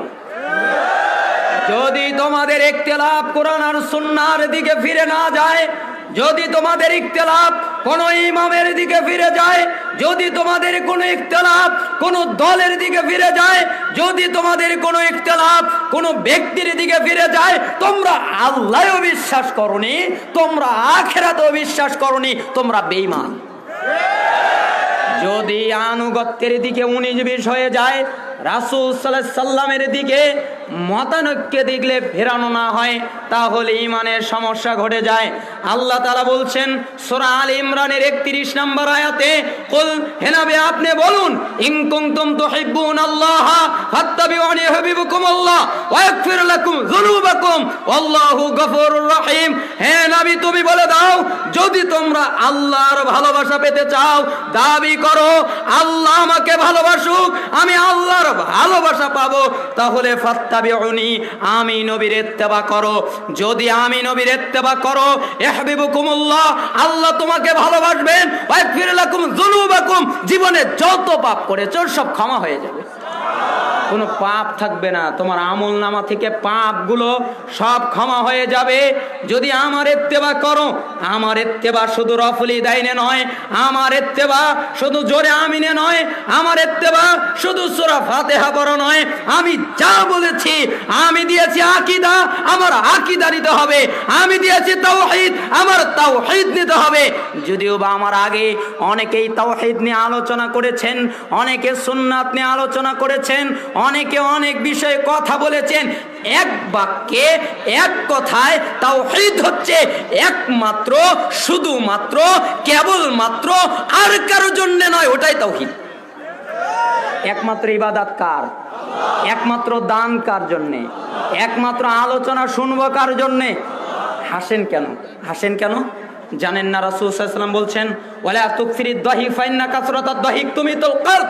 যখন কেউ অধিক হাসে তখন তার অন্তর মরে যায়। সাবধান, অতিরিক্ত হাসবা না, বেশি হাসবা না, কোনো কথায় হাসবা না। যদি বেশি হাসো তাহলে অন্তর মরে যায়। অতিরিক্ত হাসার কারণে হৃদয় মরে যায়। হৃদয় যখন মরে যায় তখন সে আর ভালোটা বুঝতে পারে না, তখন সে আর স্বচ্ছটা বুঝতে পারে না, তখন সে আর হকটা বুঝতে পারে না। তার হৃদয়টাই তো মরা, তাই না? মরা হৃদয়ে কিছু বোঝা যায়? হাসবেন কেন? হাসবেন না, কোনো কথায় হাসবেন না। সে যে হোক না কেন, যত হাসানোর চিন্তাই করুক না কেন, যতই হাসার কথাই বলুক না কেন, হাসবেন না জীবনে। আমার একটা লেকচার আছে, এটি শুনে নেবেন, আল্লাহ তাআলা তৌফিক দান করুন। এরপর আল্লাহর নবী থেকে একটা হাদিস, এই হাদিস বুঝলে আজকে ইত্তেবায়ে সুন্নাহ বুঝতে পারবেন। সহিহ বুখারীর 7280 নম্বর হাদিস। আন আবি হুরায়রা রাদিয়াল্লাহু আনহু قال, আবু হুরায়রা রাদিয়াল্লাহু আনহু তিনি বলছেন, قال রাসূলুল্লাহ সাল্লাল্লাহু আলাইহি ওয়াসাল্লাম, রাসূলুল্লাহ সাল্লাল্লাহু আলাইহি ওয়াসাল্লাম বলেছেন, কুল্লু উম্মতি ইয়াদখুলুনাল জান্নাহ ইল্লা মান আবা। আমার যত উম্মত আছে কেউ বাকি থাকবে না, সবাই জান্নাতে যাবে, ইল্লা মান আবা, আমাকে মানে না যারা, তারা ছাড়া। বলেন তো কে জান্নাতে যাবে? যত উম্মত আছে সবাই জান্নাতে যাবে, কেউ বাকি থাকবে না। মুহাম্মদ সাল্লাল্লাহু আলাইহি সাল্লামের যতগুলো উম্মত আছে পৃথিবীতে সবাই জান্নাতে যাবে, কেউ বাকি থাকবে না। শুধু সেই যাবে না যে আমাকে স্বীকার করে না। সে বলে আমি মুহাম্মদকে বিশ্বাস করি না, সে বলে আমি জান্নাতকে বিশ্বাস করি না। এই লোক ছাড়া সবাই জান্নাতে যাবে। তখন সাহাবায়ে কেরাম বললেন, কিলা মান ইয়াবা, কিলা ওমান ইয়াবা, হে আল্লাহর নবী সাল্লাল্লাহু আলাইহি সাল্লাম, আবার আপনাকে অস্বীকার করলো কে? কে বলল জান্নাতে যাব না? আল্লাহর নবী বললেন, মানা তাআনি দাখালাল জান্নাহ, যে ব্যক্তি আমার আনুগত্য করলো ও জান্নাতে চলে গেল। ওমান আসানি ফাকাদ আবা, যে ব্যক্তি আমার অবাধ্যতা করলো ওই আমাকে অস্বীকার করলো। আমি বলেছি সুদ খেও না, ও সুদ খেলো কেন? আমাকে স্বীকার করে না তাই খায়। আমি বলেছি ঘুষ খেও না, ও খেলো কেন? আমি বলেছি ব্যবসায় কম দিও না, আমি বলেছি ওজনে কম দিও না, আমি বলেছি বেপরদায় চলো না, আমি বলেছি নিশাদার দ্রব্য পান করো না, আমি বলেছি বিদআত করো না, আমি বলেছি আমার ইত্তেবা করো, আমি বলেছি ফাইন্নাহু মান ইয়াশমিনকুম বাদি ফাসায়ারা ইখতিলাফান কাসীরা ফাআলাইকুম বিসুন্নতি ওয়া সুন্নাতিল খুলাফাইর রাশিদিন আল মাহদিয়িন আদু আলাইহা বিন নওয়াজিদ। আমি নবী বলেছি যখন আমি তোমাদের মাঝে থাকবো না, আমি মৃত্যুবরণ করব, তখন আমার পরে তোমরা ইখতিলাফ দেখতে পাবে, তোমরা মতভেদ দেখতে পাবে, একজনের সাথে আর একজনের মিল পাবে না। ওই সময়ে তোমাদের উপরে আবশ্যক হচ্ছে আমার সুন্নাতকে আঁকড়ে ধরা, তোমাদের উপরে আবশ্যক হচ্ছে আমার খোলাফায়ে রাশিদিনের সুন্নাতকে আঁকড়ে ধরা। মারির দাঁত দিয়ে কামড়ে শক্ত করে আঁকড়ে ধরবা। আমি বলেছি সুন্নাত আঁকড়ে ধরতে, তুমি বিদআত আঁকড়ে ধরলা কেন?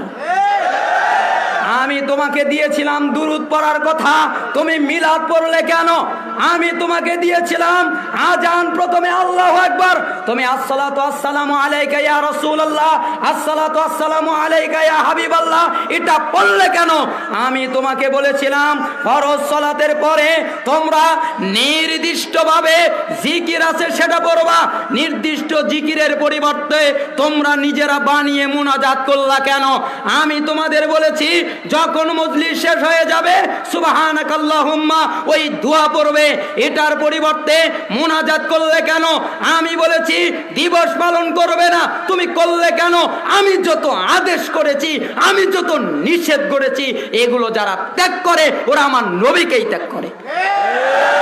আপনি বলেন আমি মুহাম্মদ সাল্লাল্লাহু আলাইহি সাল্লামকে খুব ভালোবাসি, এ কথা ঠিক নয়।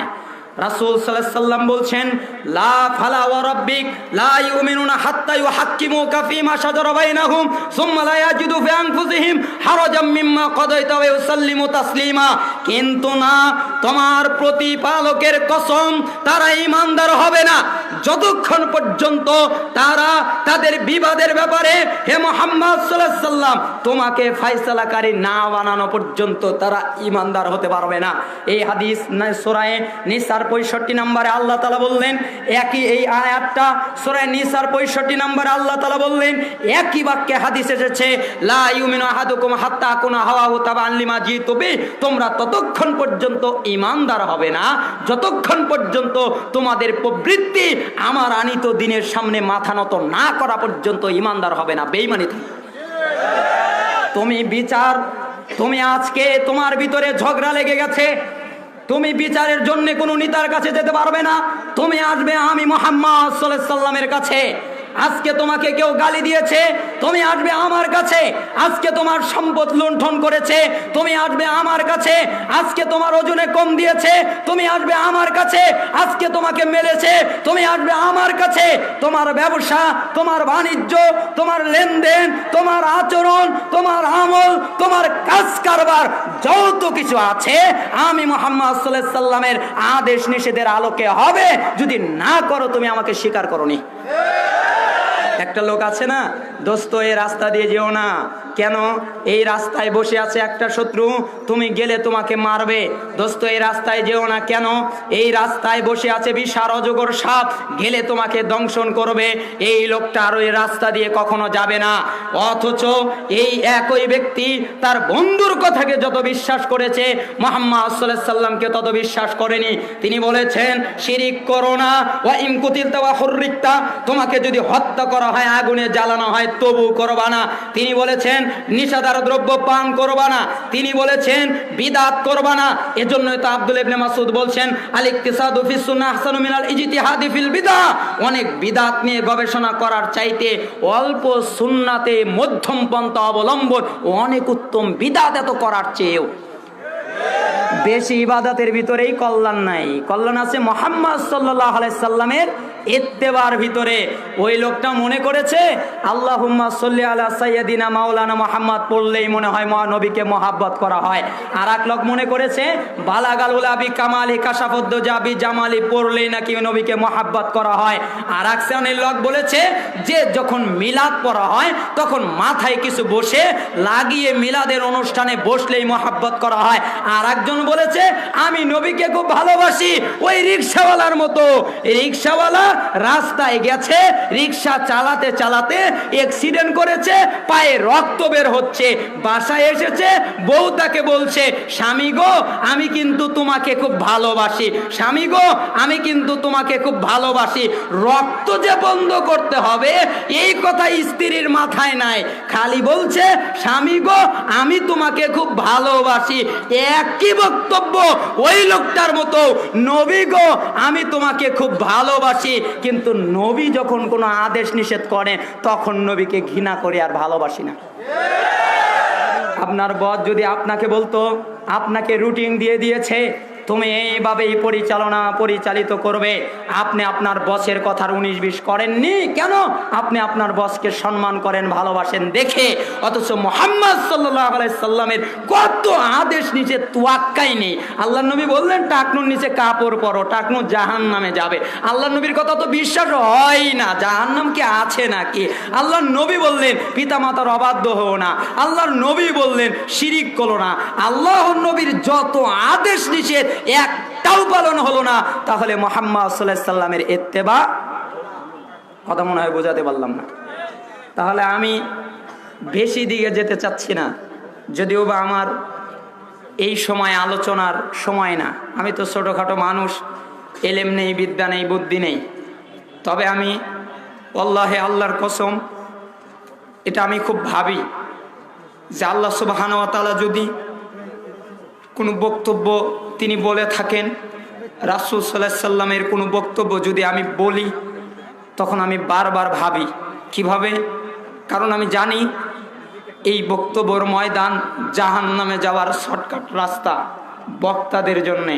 কেন? বক্তারা যা বলছে তা তারা নিজেরাই করছে না।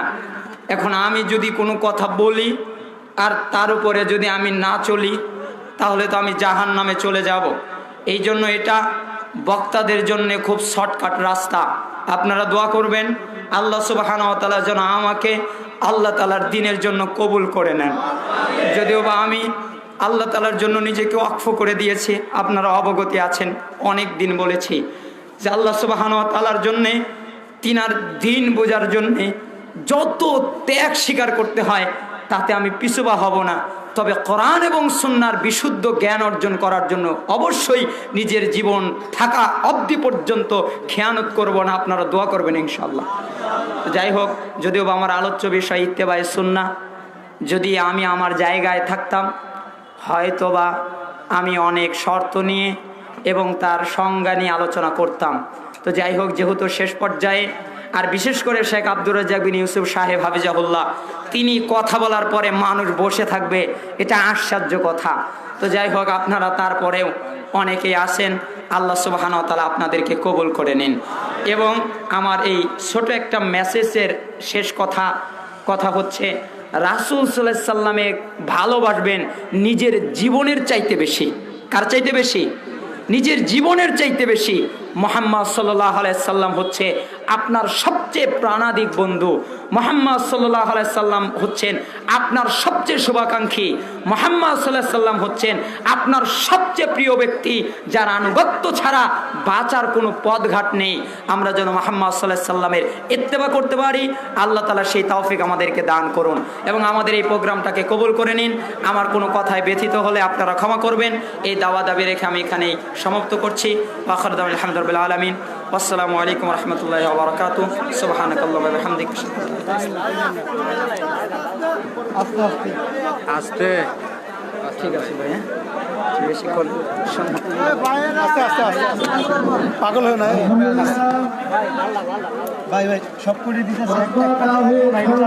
পক্ষ থেকে সকলকে অসংখ্য মোবারকবাদ জানিয়ে সকলের সুস্বাস্থ্য কামনা করে, সকলের কল্যাণ কামনা করে আজকে বিষয়ভিত্তিক ইসলামী সম্মেলন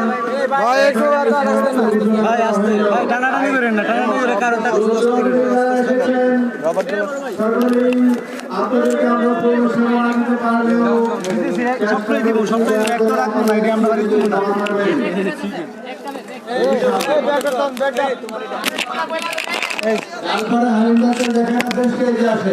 দাদা ভাইয়ের এত হাতা করে না, হাতা করলে আমরা পারতাম না। আসসালামু আলাইকুম।